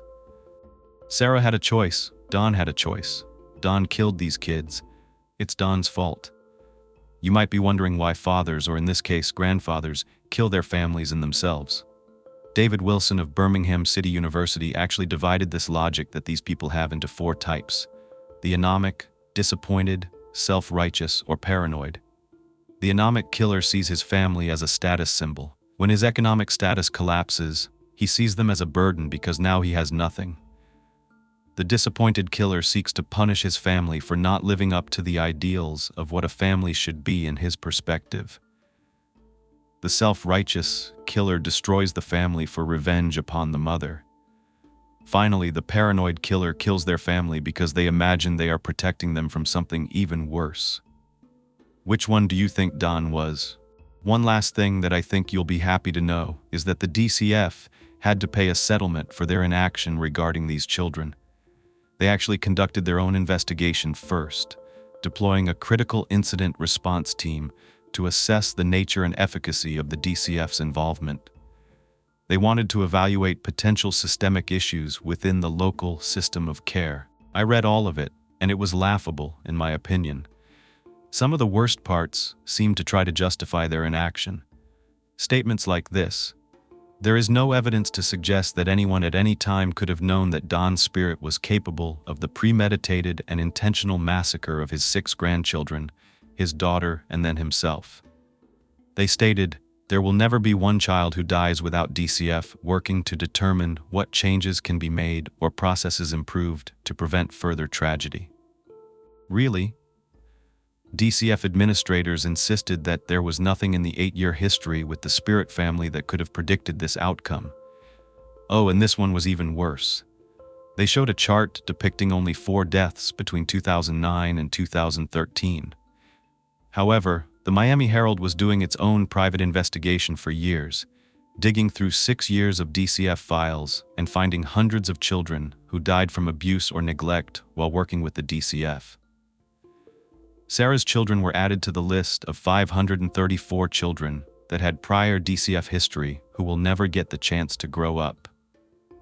Without going into any more detail than I already have, the DCF and 2 private companies connected to it agreed to pay $750,000 to settle the legal claims that arose from Don's killing spree. DCF paid $450,000, Partnership for Strong Families paid $250,000, and DeVaro paid $50,000. The money went to the victims' estates.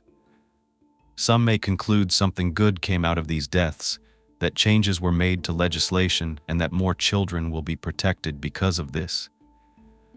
I don't see it like that. I can't.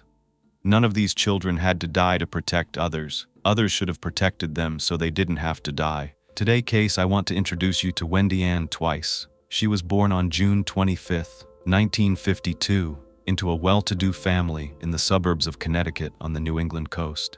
Wendy's parents were both teachers, and they were able to provide everything she needed or wanted. However, although she lived a pretty privileged middle-class life, Wendy was always yearning for something more. People close to her described her as a wannabe flower child, essentially a hippie and an overall lover of the 60s. She was a bit of a rebellious teenager. She would stay out late at night, and sometimes she wouldn't even come home at all. She was also experimenting with drugs. When Wendy was only 17 years old, she left high school, and that is when her life started to spiral out of control.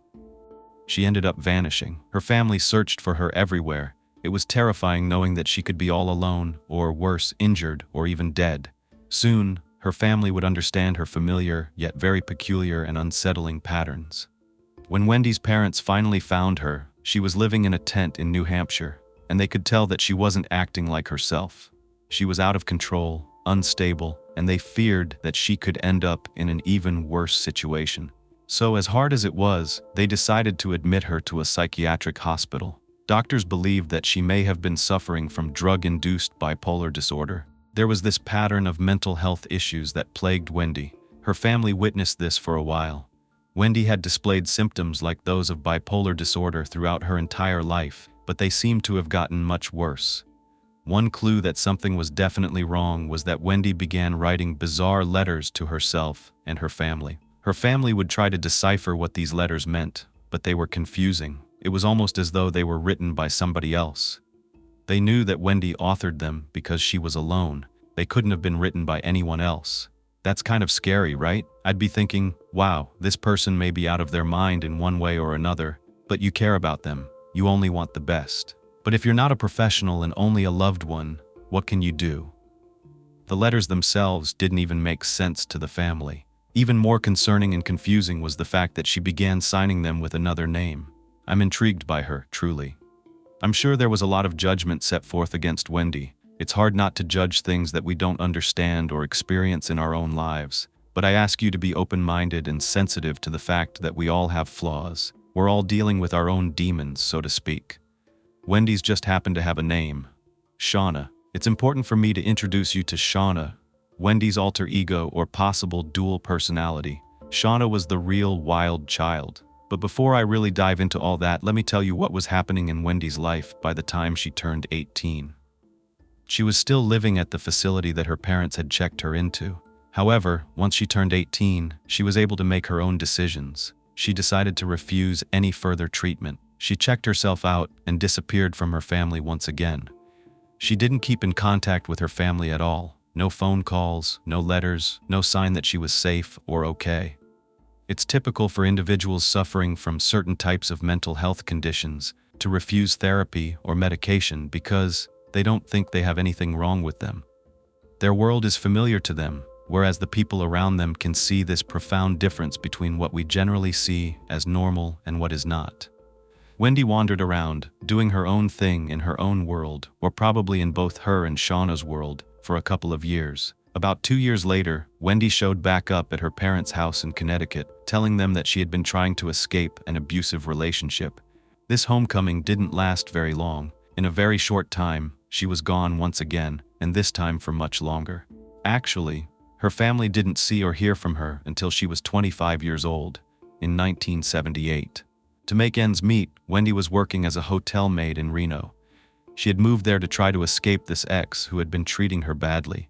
It isn't clear whether this is the same ex she was running from when she returned to her family, but this boyfriend ended up finding her in Reno. He was stalking her, and on one particular day, this ex-boyfriend became enraged. He He was following her around and then pushed her into an alley and proceeded to beat her up. This is where Denny Rite comes into the picture, Wendy's knight in shining armor. Denny protected Wendy, he scared off the ex-boyfriend, and in her mind, he saved her life. Denny was from Hearst in northern Ontario. He was the opposite of Wendy. His upbringing was quite different. His family wasn't well off, and while Wendy grew up being raised by 2 teachers, Denny couldn't read or write. He was in the mining industry, working the gold and copper mines. This was hard labor, it was grueling work, and he would travel to places like Las Vegas during his off time to relax and do one of his favorite things, gambling. I found that interesting because his day job was trying to strike gold, while his R&R was trying to hit the jackpot. Denny prided himself on his poker-playing abilities, and he won quite frequently. So you see, he may not have been able to read books, but he knew how to read people, which helped him know when to hold or fold. Maybe his knack for reading people helped him read Wendy that day, because when he stepped in to help her, the moment she set eyes on him for the very first time, they both said that they knew they were meant to be together. However, there was a language barrier. He spoke French, and he knew very little English. Needless to say, they had a hard time communicating, but that didn't stop them from taking a chance on each other. When it came time for Denny to leave Reno, Wendy told him she wanted to go with him. Please take her along. It wasn't long before the couple decided that they wanted to get married. Wendy wanted her family to be involved, so she took Denny back home to meet them. They were actually ecstatic to see that she'd found someone to possibly help her be reined in and to settle down. They were amazed at the story of him coming to her rescue. The two had a small wedding in Connecticut, and they both looked amazing. Friends described Denny as looking like a guy from Saturday Night Fever, and Wendy as looking like a hippie Pocahontas. I can see it. Once they were hitched, the couple moved back to Denny's home in northern Canada. This is where he had a job in Uranium City, working in the mines. Even though his job was physically taxing on Denny, he liked having that steady income. The first couple of years of their marriage were great. They were so happy, and everyone around them could tell they were in love. Wendy and Denny ended up having 2 children, Gabriel and Anna. At this point, they decided it was time to pack up and move on. Wendy enrolled at the University of Saskatchewan and was working towards getting her teaching degree, just like her parents. Denny found a job in a hospital as a janitor. The Rites spent a lot of time together whenever they could. They would go on trips as a family, pick berries, garden, and play board and card games. They were described as the perfect little family. Anna was definitely a daddy's girl, and Denny became her rock. He was calm and patient. He would rather take a walk in the woods by himself than go to a social event. He was also extremely protective of Wendy and his children. He loved them so much. Gabriel, on the other hand, was closer to Wendy. She was very nurturing as a mother, and she wanted Anna and Gabriel to have emotional stability in their lives, which was something that she'd always struggled with. She loved her job, working with children. She wanted to teach children how to help themselves, how to speak up and be heard. She even organized a peace project at one point, where she taught students about conflict resolution and respect. After Wendy received her teaching degree, the Rite family bought a property in rural British Columbia, right outside of Prince George. Denny found a job in McBride, also in British Columbia, working in a lumber mill. Wendy found work as a substitute teacher at the local high school, where she was counseling unemployed individuals. Her experience was about to come in handy because Denny was about to lose his job. Things had not been going well for a while. Ever since Wendy became the breadwinner of the family, the balance of power shifted. Denny began to harbor resentment towards Wendy. He wasn't making a steady paycheck anymore, and he wasn't enjoying his work. Wendy, on the other hand, saw no limits on what she could do. Growing up, she was immersed in music, theater, and art, so she was into all kinds of things, from natural healing remedies using herbs to living off the land. Wendy was always a free spirit, trying to find world peace. She had always been a dreamer, spending a lot of time in her head with a wild imagination. One could say she wasn't very well grounded, no matter how stable her life seemed. She was always jumping from one trend to the next. One day she would be telling her friends and family that she was a vegan or no longer consuming dairy products.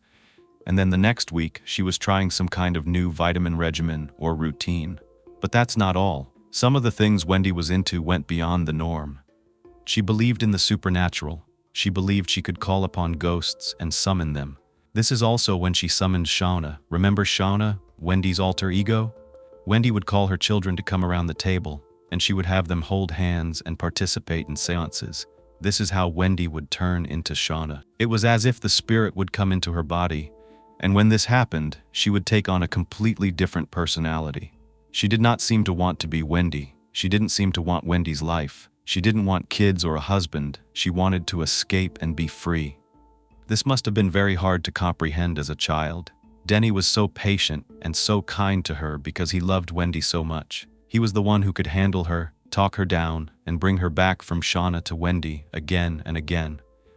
When this shift happened, he would calmly take her away, remove her from the seance, put her in a quiet bedroom, and talk to her for hours until she would come back to Earth. Since she refused to seek help or get on medication, this was the only method that seemed to work for her, and Denny obliged. But no matter how many times he would try to help her, Shauna would come back.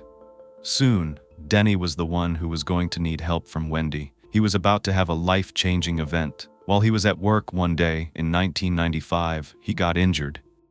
He slipped on a deck that was wet from the snow, and a log hit his shoulder, causing him to be knocked unconscious. No one was there to see exactly what happened, but because of this accident, Denny was left with nerve damage down the right side of his body and severe back pain, which only got worse with time.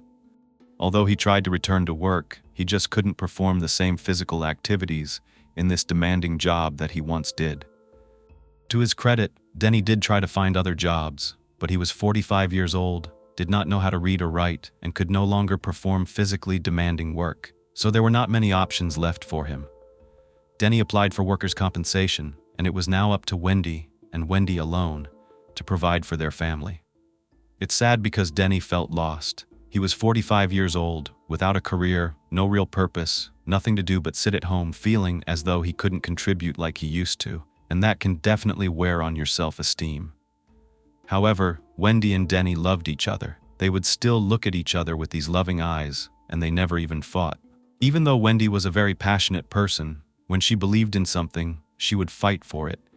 She believed in being peaceful and loving, even through tough times. Wendy told the family that they were going to be just fine, that they were going to make this work and be together forever. But it was less than a month later when their life would be ripped apart. On August 18th, 1997, Denny and Wendy headed out the door. They told their son Gabriel, who was standing in the kitchen, that they were going to run some errands after lunch. The phone rang at home, and Anna answered it. It was her father, and he was calling to ask if she or Gabriel had heard from Wendy. Anna said, "No, we haven't." He told Anna that Wendy had dropped him off before picking up a few things she needed from downtown, and then she was supposed to go tutor a student, meet up with a friend of hers, and come back to pick him up at the hardware store around 1:30. But she never showed up. Anna told her father that she had not heard anything from her mother, and as soon as they got off the phone, she began making phone calls. She called the police, and they just told her that Wendy could not be reported missing until she had been gone for over 24 hours. So instead, she called up the friend that Wendy was supposed to be with, and then she called up the girl that she was supposed to tutor, and they let her know that Wendy hadn't shown up to either place. Wendy was not the type of person to show up late or not at all when she had plans, so it was definitely not like her to miss these appointments, especially the tutoring lesson, because she took her job very seriously. This made Anna increasingly concerned. The family continued to wait all evening, staring at the door, anticipating Wendy just walking back through it at any time. As it started to get darker out, Denny decided to go back into town with Anna in the family's old truck to look for her. When Wendy and Denny would normally go into town, they would go to a coffee shop or Tim Hortons, so Denny decided to drive to those places to see if she was there. I was at that time that Anna looked over and saw the family's white Plymouth Voyager parked under a streetlight in a nearby grocery store parking lot. She noticed it looked like the grocery store was just closing up, so she ran in, hoping that maybe she would catch her mom inside. However, the doors were already closed, and when she knocked, they told her that there were no customers inside. Anna and her dad went back and they examined the van. That's when they noticed there was a dent in the side that they didn't think had been there before. That was interesting because they thought this might have been foul play. Someone could have taken her, there could have been a struggle, and the dent was made in the car when they took her away, but there was just no sign of anything like that. There was nothing around except for that dent that would make them believe anything like that happened. Denny had a spare key, and they did not notice anything different on the inside of the van, so they ended up deciding to have Anna drive the van home. When they got home, Anna continued to make calls. She called all of her friends, all of Wendy's friends, and eventually everyone in Wendy's entire directory, but not one single person had seen or heard from her. The next day, the Retays reported Wendy missing with the RCMP, that's the Royal Canadian Mounted Police. They created a missing persons poster that they could hang around town. It had a picture of Wendy along with information to describe her, and it read, "Last seen in the area of 15th and Spruce Street, Prince George, on Monday, August 18th, 1997. It continued with, "Wendy is a Caucasian 44-year-old woman, 5 feet 5 inches tall, weighing 155 pounds, with brown hair, hazel eyes, and wears glasses. When she was last seen, she was wearing a blue-green blouse, blue jeans, and carrying a purse." Anna spent the next week diligently putting up the missing persons posters. The waiting was hard on everyone, especially Denny. He could not sit still, he just couldn't do much of anything. He would frequently take these long walks in the woods, and Anna eventually saw him break down and get emotional for the first time during this time. The longer that Wendy stayed missing, the bigger the news became around Prince George, and the more people learned of this case, the more speculations came about where she could be or what had possibly happened to her. Early on in the investigation, police focused on Denny, which isn't surprising to most people, including his own sister, who told him that he needed to get used to all the attention because, according to her, 99% of the time, the husband is the one who did it. His sister discouraged him when police asked him to take a lie detector test, but he agreed to take one anyway. Detective Judy Thomas, the lead investigator into Wendy's disappearance, said that Denny was nervous when he came in to take the test, but he wasn't more nervous than most people are. It's just that nobody knows exactly how to take a polygraph test or how they work. The polygraph operator asked Denny directly if he had anything to do with Wendy's disappearance, and he said, "No, I did not." The results showed that Denny had not been deceptive when he was answering the question, and he was eliminated as a suspect. There still weren't any real leads in this case, so what happened to Wendy? Detective Thomas then decided that she needed to focus her sights on the other major theories and rumors that had been floating around Prince George. Highway 16, more commonly known as the Highway of Tears, is a highway that extends about 450 miles between Prince Rupert and Prince George, British Columbia.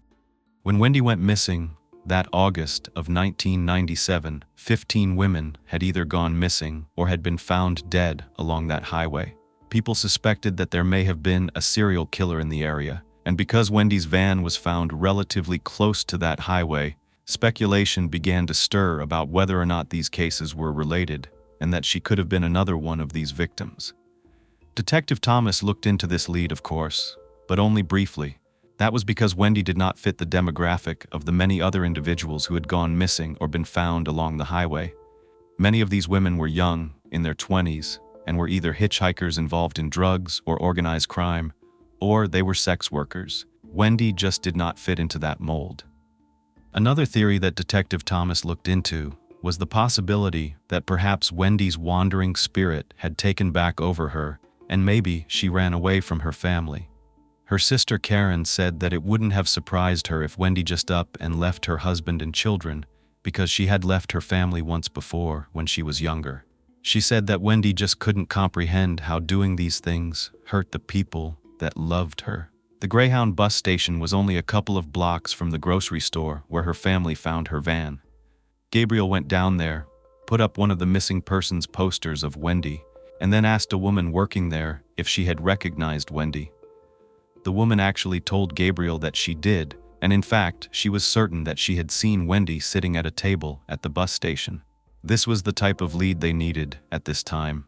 It's also the story that Wendy's family believed was true, that Wendy took off because she wanted to vanish, she wanted freedom, she wanted to be Shauna more than Wendy, especially because her episodes had been getting worse over the years. They were harder to control without medication or therapy. Denny was finding it so hard to deal with these mood swings and the personality switches. I feel like it's hard to keep one relationship together and to have to work with two dueling personalities, and not being able to get through to the person you love would be very frustrating. Wendy was kind, she was patient, compassionate, and loving. Shauna was not. Shauna was the opposite of all of those things. Her personality seemed to become darker and darker over time. Wendy's family just assumed that she vanished once again of her own volition. She had done it to her family growing up, so why not her family now? She had left everyone behind when she was 17. Therefore, they believed she could 100% leave her husband and children behind, without a doubt. But why? Why would her own family feel so strongly about this? It was because she so easily took herself out of her family's lives when she was growing up, which really left a mark on them, especially her older sister Karen. Karen wanted to protect her, and nobody felt like they could do anything. Wendy left all the people that loved her and cared about her, even all the people she called friends. With this track record in mind, they believed that she would have no problem leaving everyone behind again. But there were other reasons why people who knew her best thought this could be true. Anna began looking through her mom's papers. She was looking for some kind of sign or clue about where her mom might be or what could have happened. That's when she ended up finding an application for a teaching position in California. This definitely surprised her. Her mother had never told her or anyone else about applying for this position, and after all, Anna was from the United States, not from Canada. Maybe she truly did want to start over. Detective Thomas, when searching the family's home early in the disappearance, also found Wendy's passport was missing. Her family knew that she had also been involved in this religious group at one point, and this group called themselves the Emissaries of Divine Light. Sounds right up her alley with the spirituality and everything. Wendy was always bouncing from different religions, and she was just searching for her place to belong. She could have possibly been discontent because of her duality. This church group also had several branches in the United States, which continued to play into this theory that perhaps she left her family in search of something else, maybe a way that she could be more of Shauna and less of Wendy. I couldn't find any information about Wendy's early childhood other than what I already told you. She grew up in a middle-class family with two parents who were teachers. But it does make me think about it because 90% of people who suffer from this condition dealt with childhood trauma. And there are so many things that can be considered trauma to us that wouldn't necessarily look traumatic to someone else. Wendy had already been running away from home as a teenager, so there must have been something or someone that she was running from. If it was that easy for her to leave her parents, doesn't it make you think that she wasn't happy being with them? I could be totally wrong, I'm assuming here. But what about the fact that they put her away in an institution instead of being patient with her the way Denny was? I understand that many of us are not equipped to handle disorders, and sometimes it's safer and better to leave that care up to someone professional. However, it was just a perspective that I explored, considering that she was suffering from having these two personalities. Whether we understand it or not, having split personalities is a real thing. What's scary is that the alternate personality can take over a person's mind, at least for a temporary amount of time. The original personality, or the host personality, is still there, but it begins to take more of a passive role, more of a backseat driver, letting the alternate personality take control. Get this, the host may not even be aware that the other personality exists in them, which makes it very difficult for them to get treatment, and that terrifies me. But I also found it interesting, and it could be connected to what might have happened to Wendy. When this personality shifts, the new personality has its own identity, completely separate from the host. This means that Shauna would have her own history, her own age, mood, memories, vocabulary, behavior, and even a different belief system. Shauna may not have even liked Wendy's husband, her children, or her lifestyle.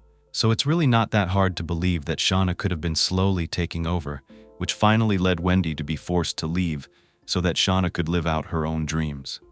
In the past couple of years before her disappearance, Denny had seen darker sides to Shauna, and there were things that made him very uncomfortable. Shauna would talk about how she wanted to take people's spirits from them. She would discuss sexual acts and other things that he did not think were appropriate. Yet Denny still tried to be patient with Wendy, because he knew she wasn't purposely exposing Shauna's perversions. After all, Wendy and Denny had been together for almost 2 decades at this time. Anna was only 17, yet she was one of the most dedicated family members looking for her mother. She wouldn't stop checking in with detectives and doing her own investigating. Meanwhile, Detective Thomas looked into all of these factors to see if Wendy had just left on her own accord. She spoke to the woman Gabriel had mentioned, but this time, the woman claimed that she couldn't say whether it was Wendy she had seen at the bus station. Detectives also flagged bank accounts, credit cards, and social security numbers, and they put Wendy on a Canada-wide database. They checked airlines and border crossings, but they found nothing. Detective Thomas looked into that religious group and its branches, but once again, they found nothing. The detective wanted to get a better understanding of Wendy, so she interviewed some of the people who knew Wendy best. She interviewed Wendy's mother, asking about her teenage years and the times she had run away. She also interviewed some of Wendy's closest friends. After speaking with these individuals, Detective Thomas concluded that she didn't think Wendy would leave her family because her friends would say over and over again that Wendy was, first and foremost, a mother, and she would never have left her children behind. Detective Thomas also emphasized that there was something very different about a rebellious teen running away from her family than a grown woman with a family, a husband, and children just leaving everything behind. The last major theory that Detective Thomas had to look into was the most talked about and perhaps the most credible of all the theories: the Jones family. The Jones family were neighbors of the Rites, and just 4 months before Wendy's disappearance, she had complained about them publicly in a local newspaper. Yeah, she went off and claimed that the Joneses had been mistreating their animals and that they had basically used their land as a garbage dump. The family was kicked off their property and they had their animals taken from them. That's a lot to handle, and who knows what that would cause someone to do. It had been alleged that the Joneses had made threats to the Rites, and at one point, the wife of the Jones family sent a letter to the local paper talking trash about Wendy and the Rites. She purposely spelled the name Rite as rat, so instead of R-A-T-T-E-S, she called them the Rats, R-A-T-S. Kind of childish, but still. Gabriel also stated that his mother had felt threatened by the Joneses, and that they would shout and scream at Wendy whenever they passed by. So this was not a good relationship. Detective Thomas looked into this theory, as she had with every other, and there had been one particular member of the Jones family who was speculated to be the one who may have done something to Wendy. However, this individual wasn't even around the area anymore, and there was nothing else that detectives could find to support the theory. These detectives, especially Detective Thomas, were just at a loss at this point. Every theory couldn't be substantiated, and the case essentially seemed to come to a dead end. Gabriel, Anna, and Denny had to try to go on with their lives.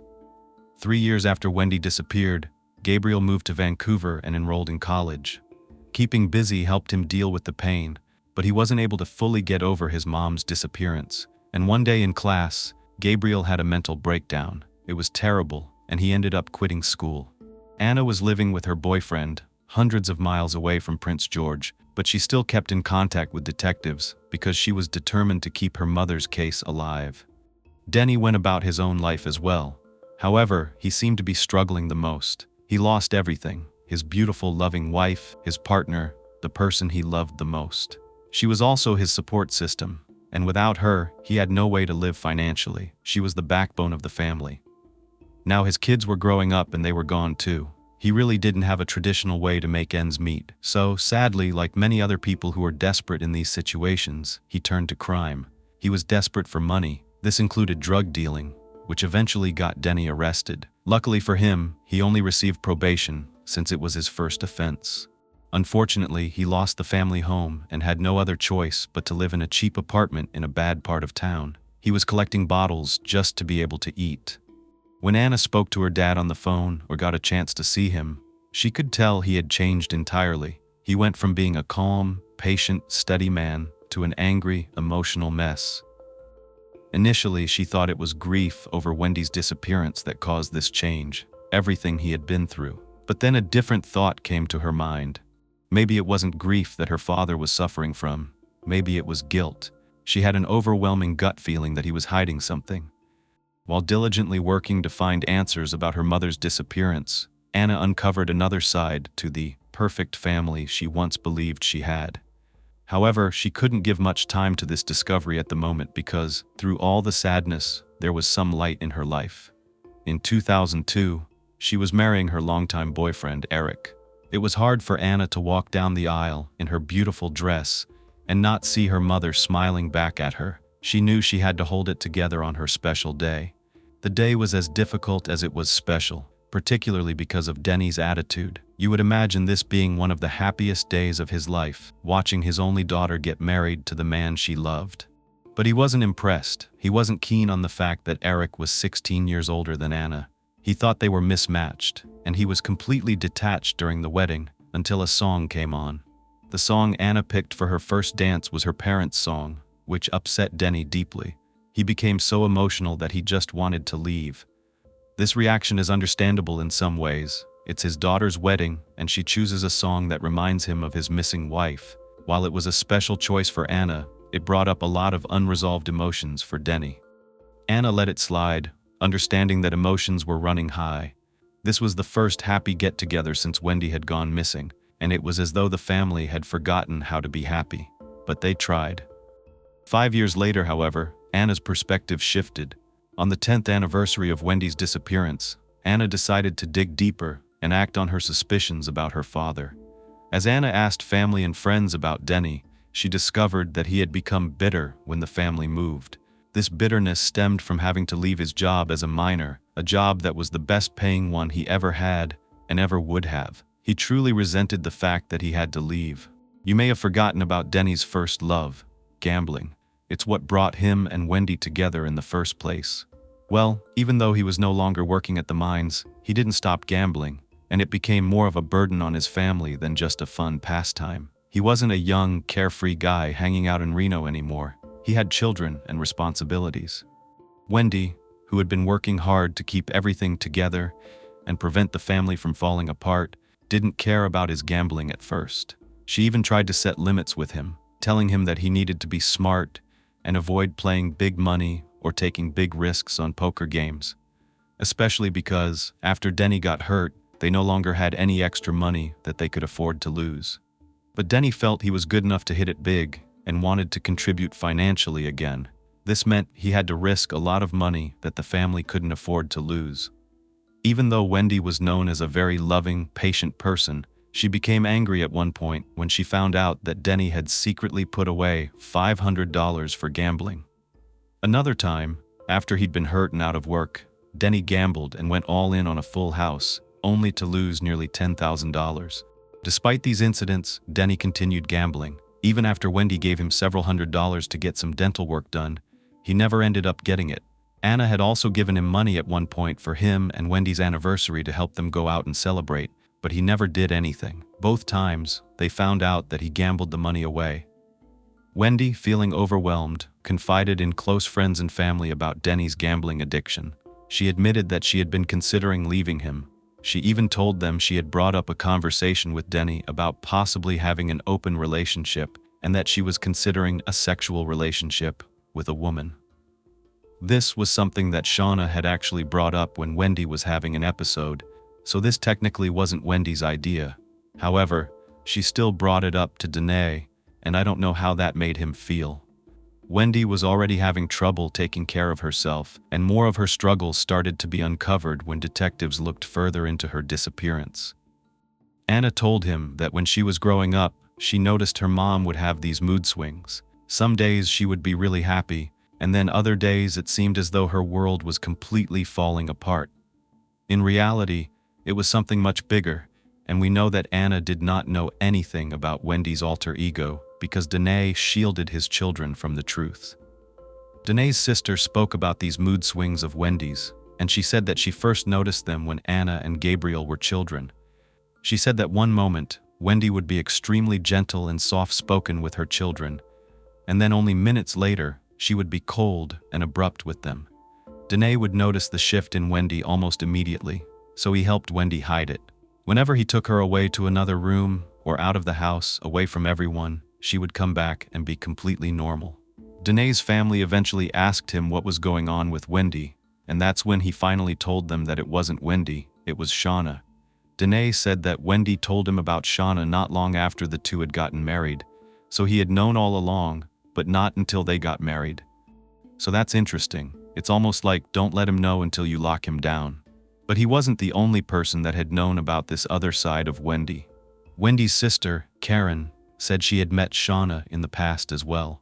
Karen said she was supposed to meet up with Wendy one day, and when Wendy showed up, she was not herself at all. She showed up in this expensive car, bragging about how much money she was making, and she wasn't interested in anything about Wendy.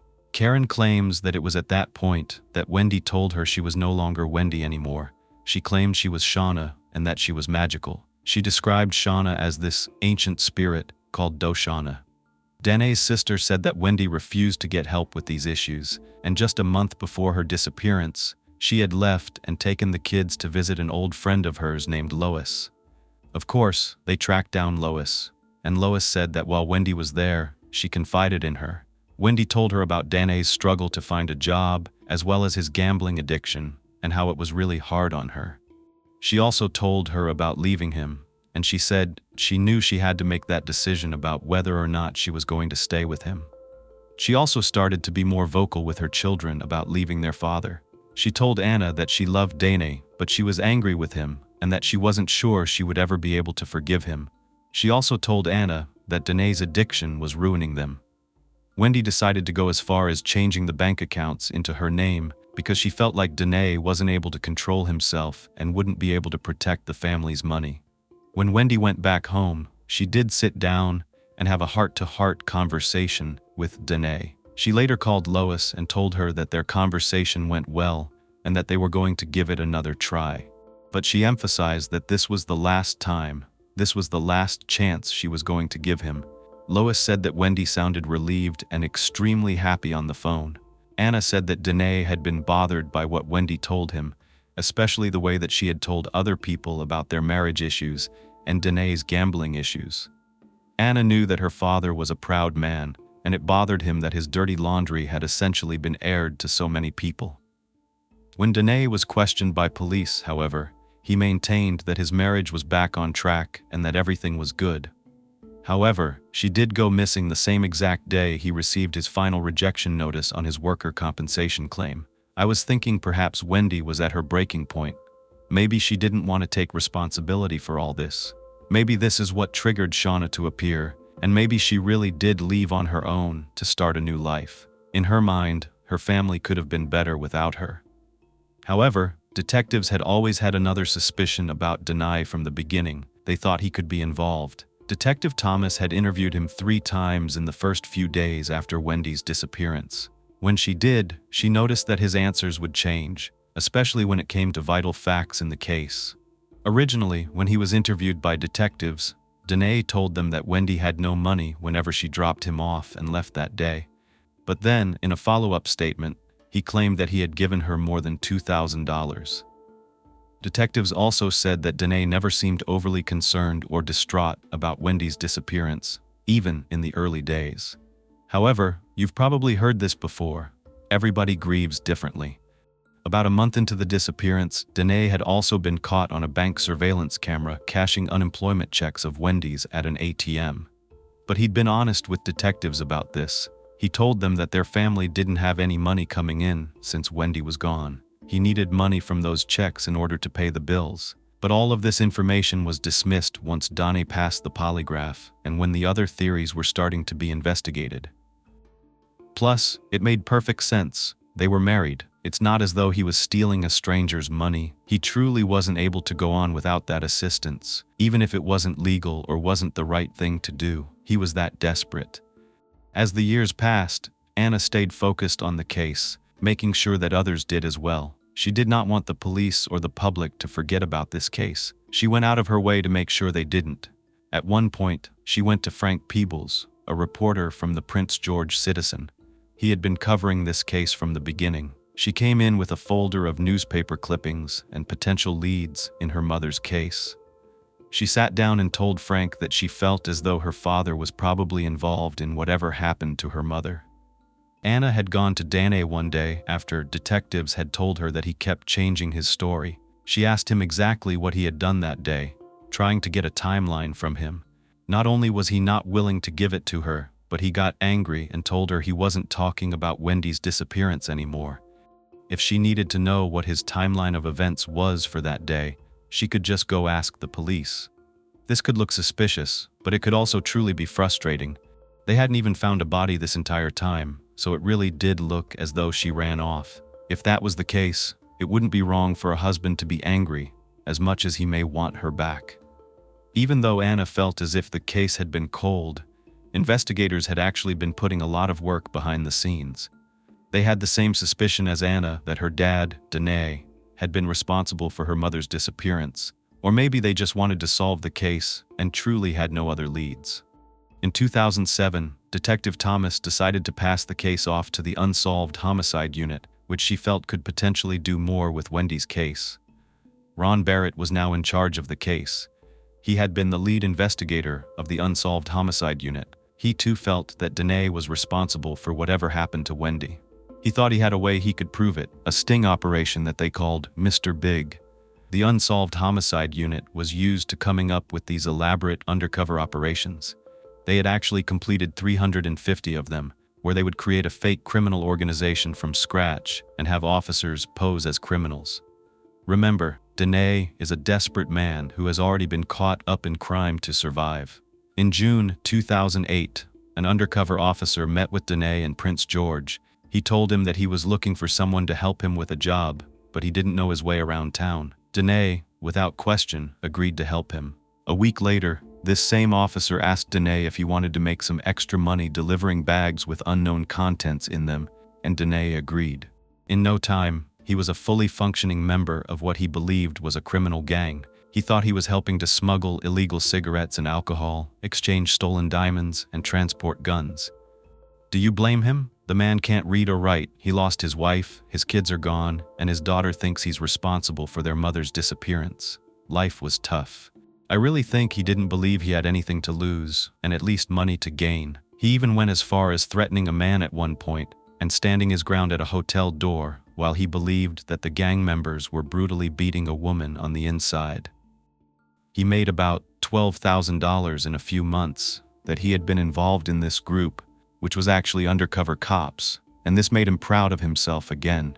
Parts of the old Danae started to show up. Gabriel said that around this time, his dad visited him in Vancouver, and it was as though his dad was back. The old Danae was back. But little did Gabriel know that his dad was only in Vancouver to make what he believed to be an illegal delivery, and that it was his criminal group that had brought this old Danae back. 3 months into this undercover operation, Danae was right where detectives wanted him to be, and they were ready to get the actual police involved again. Detectives contacted Danae and told him that the investigation into Wendy's disappearance had been reopened and that he was the prime suspect. This was part of the ruse because they wanted him to feel afraid that something was going to happen to him. They had to force him toward the criminals in the gang, to assist him in getting away, or to help prove he didn't do anything. They also informed him that all those years ago, he had actually failed that polygraph test. This was a little suspicious to me, personally. Polygraphs aren't reliable as it is, but to kind of bait and switch him like that irked me. It was fine enough back then when he first took the polygraph for police to give up and move on to other potential theories. But now that they don't have anything to run with after all these years, it turns out he actually failed the polygraph back then. With no one else to turn to, Danae turned to the only people he had, the undercover officers that he believed to be his criminal friends. He hoped that they would know how to help him or know someone who could. This is when they told him about Mr. Big, the fake gang leader of this criminal organization who apparently called all the shots. Mr. Big supposedly was known for being able to make your criminal problems disappear, but only if he liked you and wanted you to become an official member of their organization. So if he liked you, number one, and if he wanted you to become part of this criminal organization, then he would help you. Keep that in mind. The main things they made sure to tell Danae about Mr. Big, however, was that you had to be honest with him. Up until that point, Danae had repeated the same story over and over again. He'd been repeating it for decades to the undercover officers whenever they asked him about Wendy. But they hoped that when he faced Mr. Big, he would tell them the truth that he was really responsible for what happened to Wendy. They didn't want to just prove that Danae had been responsible for what happened to Wendy. but they also wanted to find the truth. If he was irresponsible, I really think he was caught between a rock and a hard place, and the police had put him there. He was completely desperate, at the mercy of this fake criminal organization, and he knew the story that he had been giving them up until this point wasn't getting him anywhere. It definitely wasn't getting him out of trouble or out of being a prime suspect. So on September 27, 2008, Rob Barrett sat in a hotel room, monitoring a video feed from a nearby room where Danae was meeting with who he believed was Mr. Big. Early into the conversation, something different happened. Mr. Big told Danae that he would have to come clean about his past and about his wife's disappearance, and if he had known anything about it or had been involved in any way, because that was the only way he was going to help him and possibly want him to be a part of this gang. Right now, this is when Danae, after 11 years of repeating almost the exact same story, switched things up completely. Why? Well, there could be two reasons. One, he so badly wanted to be part of this family, the family of this gang. But it is a family, and he didn't have one right now, so that could be one reason. Maybe he thought by looking more like a heartless criminal, this would build rapport. Or was it that he was about to drop a bombshell, the real truth? Danae told Mr. Big that he had never told anyone what he was about to tell him, that he was responsible for Wendy's disappearance, but not only that, her death. He told him that he hadn't been proud of what he did, but he was the one that did it. He said that everything had gone so perfectly, just as he planned. He had a rifle and he fired one shot toward the back of her head, and then he began to further elaborate on what he did. He told Mr. Big that when they went to leave that morning, Wendy stopped to feed the ducks, and that's when her back was toward him. He took out his .22 caliber, aimed, and fired. It appeared to all these undercover officers that 11 years' worth of secrets were beginning to spill right out of Danae's mouth. As he continued to talk to Mr. Big, he told him that there hadn't been a lot of blood and that after this, she fell to the ground, and he quickly wrapped her body in a black tarp. But wouldn't there be a lot of, I don't know, you tell me, because I'm working on another case where I'm looking at crime scene evidence, and a head wound can definitely produce a lot of blood. But let's move on. He said he noticed that Wendy was still moving. That's when he took a tire iron and said he finished her off. He continued telling Mr. Big that he put Wendy in her van. He made a left turn onto Highway 16 and drove to an abandoned loggers road about an hour and a half away, and that's where he put her body into a swamp. Well, you know the cops want more, so they needed to see exactly where all of this took place in order to believe this story. Really, these were police officers wanting more information to lock him up. The next day, Danae took two of the undercover officers, whom he believed again were his crime buddies, to the alleged crime scene, the supposed crime scene where he dumped Wendy's body. Then they proceeded to tell him that they needed to make sure that there was no evidence left behind that police would discover at the swamp. So Danae pointed to this tarp that was sticking out from the swamp, obviously saying that that was part of the crime scene. The very next day, the undercover officers went back to the swamp to pick up this piece of tarp. They sent it to an analyst. What do you think? Could he have made all this up? The part about the tooth and how we explained everything away, saying that, oh, she was inside the tarp. But then, after searching, detectives found nothing there. Granted, this area was full of wildlife, bears and wolves, so they're carnivores.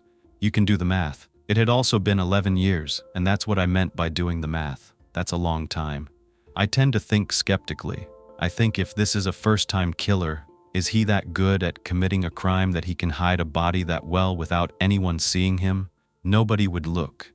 Wouldn't that be a typical place for someone to hide someone or something, in the brush? Wouldn't detectives have canvassed all of these areas? I don't know. It was an hour and a half away, but I feel like they would know Highway 16 and they had been searching up and down it. He said that after this, he then drove back to Prince George, getting rid of the gun and Wendy's ID along the way. And that's when he left the white Plymouth Voyager in the grocery store parking lot. He claimed that he had just wandered around for a bit before he called Anna and told her that Wendy had never come to get him. He explained that he intentionally chose to bring Anna back with him around town that night, to the coffee shop and to Tim Hortons, so that she would be the one to discover the van.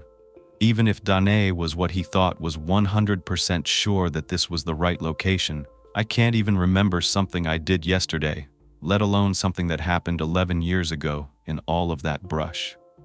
Then I thought about the fact that he would have to have the tarp ready, like she's bending down with the ducks. A couple of days after the Mr. Big operation, Anna received a phone call from the police asking that she come downtown. They sat her down and informed her that they had arrested her father. Anna broke down when she heard the news. She felt like she had always known in her heart that this was what happened. When Gabriel was brought in, though, and he was told the same news, he reacted much differently than his sister. He didn't just believe that his father could have done this to his mother, and he was a little confused about the whole sting operation and how all that went down. It was, again, just skeptical. That's how he felt, and it made him confront his father. He demanded to know what happened. Danae looked at him and told him he did not do it, and Gabriel believed him. Then Gabriel told police that he was home and he never heard any gunshot that day, especially where his dad claimed that it happened. There was no way that he wouldn't have heard something. Gabriel wasn't the only person that had been skeptical. When Gabriel contacted Wendy's family that lived in the United States and told them, they didn't believe it for a minute, especially Wendy's sister, Karen. She said that her family had always seen Danae as someone who would have died to protect his family, and they could never imagine him doing anything to hurt any one of them. Danae's sister was also skeptical and believed that her brother was innocent. There was no physical evidence even around the area, and they had searched the outside of their home. They had done all the preliminary searches in that area. No body, no DNA, no physical evidence that any foul play had been involved. Even though they had searched the area that Danae had brought them to, the analyst came back with inconclusive evidence of the tarp, yet they still arrested him. Danae even told his sister he made up the story about what he did to Wendy because he just wanted the investigation into him to stop. If he didn't come up with something to tell Mr. Big, then they weren't going to be able to help him. He also told her that he lied during the undercover operation. He told these officers at one point that he killed a man with rat poison, even though it turned out this man died of natural causes. Gabriel and Danae's sister believed that Danae felt like he belonged somewhere for the very first time in a long time, and that he would have said anything, so that he wouldn't lose that. When asked what the reason was that he would kill Wendy, when he made this confession to Mr. Big, it made everyone confused. He said that on the day he killed her, he knew that her alter ego Shauna was about to do something sexually inappropriate to Anna, and that he couldn't let that happen. So he wanted to get rid of Shauna, and in order to get rid of Shauna, he had to get rid of his wife, Wendy. Although Dennis's supporters often use the Mr. Big sting to discredit the arrest, saying that of course, he just told Mr. Big what he thought he wanted to hear.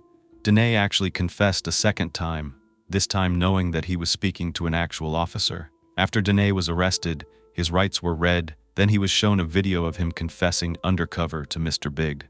He did initially deny what he said that day. He said, "No, I didn't do it, I didn't kill her," and he denied it for almost an hour.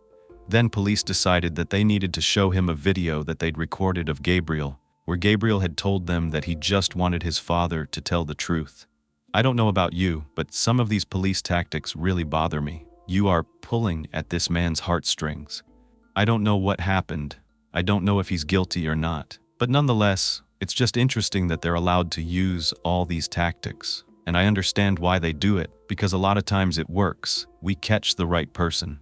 He sat there for a few minutes after watching that video of his son, and that's when he started to repeat the same confession that he had given to Mr. Big. He told the officer, "Listen, she didn't suffer," and he told the officer that he had cried when he did it. But he did confirm everything that he said to Mr. Big in that hotel room. He said, "It's all true." In December of 2010, the trial began for the murder of Wendy Rite. Anna had been the only member of the family that wasn't standing by her father. He pled not guilty and recanted both of his confessions. Danae's defense attorney's main argument had been that there was no physical evidence and that Danae had lied about all of the things he said to Mr. Big and the undercover detectives. So, why should his confession be taken as the truth? Gabriel had been only one of 2 witnesses that took the stand for the defense. After a 4-week trial, the jury only took 2 hours to find Danae Rite guilty of second-degree murder, and he was sentenced to 15 years to life. As Anna left the courtroom after her father's sentencing, her father turned to her and said, "Keep looking for your mother." As she was offended by the statement, she just wanted him to admit everything. She felt it was very selfish for him to say that to her, especially after all the time that she had put into looking for her mother, from age 17 to 27, practically her entire life. Gabriel, on the other hand, is now a father himself to his own little girl, and he's allowed her to meet his father. But as of the Dateline interviews with the family, he had yet to let his sister Anna meet his daughter. Gabriel still believes that Wendy could be out there somewhere. As much as Anna is happy to finally have justice, she really does hope that she can have a relationship with her brother again. Even Wendy's family stood by Danae. They said that he was always there to protect her, and that in the United States, this outcome was not likely to ever happen. There was not enough evidence to prove he did anything except lie to the police because of their deceptive sting operation and his desperation to belong to something. He had nothing to lose. His children had totally different perspectives about their father, and this was apparent in their victim impact statements. Gabriel, who was 29 at the time, pleaded for leniency. However, Anna, through tears, said this: "He deserves to spend the rest of his life in a self-made hell." She went on to say he was self-centered and a lowlife who was full of deceit and clearly committed the act beyond a reasonable doubt. She said, "I cannot understand why murder was chosen over divorce." Anna said she lost everything: the ability for her mom to see her graduate from high school, to be at her wedding, or give her motherly advice throughout the rest of her life, and I can understand that. She told the court that she went from an idealistic free spirit who loved life with great passion and optimism to an emotionally crippled human being who has trust issues, health issues, and fear, and rightfully so. Even if her father was not responsible, it wouldn't change that. But she still referred to him as a two-faced liar, bringing up the fact that he had that secret gambling life with his scumbag buddies that he loved so much, that he stole money from his own family, from Anna, from her mother, from Gabriel. He took that money on the pretext of buying his wife an anniversary gift, only to spend it on gambling. He was just like his father.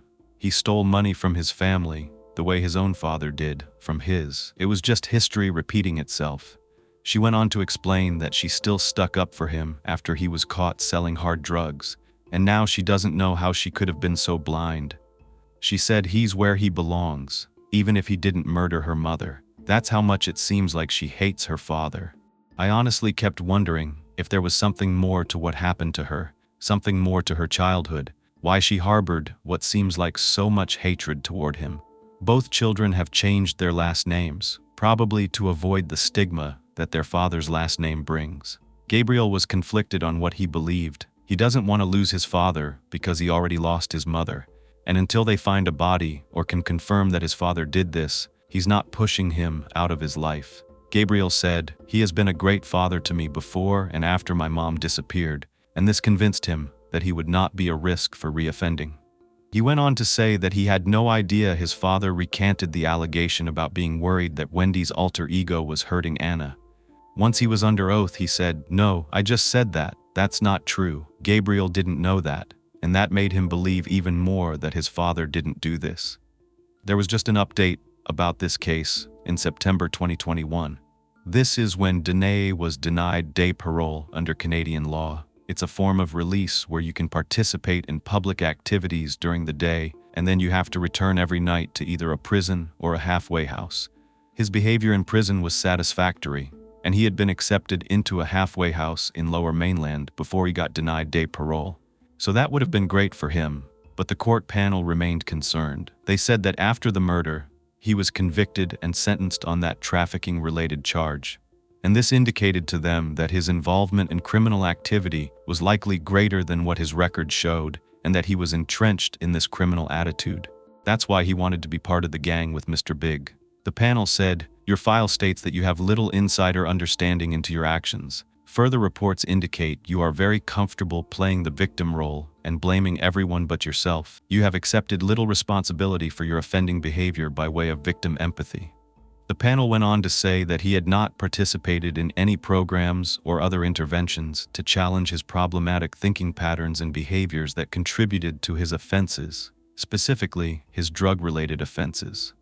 Overall, the board remains highly concerned that he would be a violent offender with risk factors because he was unwilling or unable to challenge his persistent cognitive distortions related to his role in the crimes he committed and continued to point blame at others.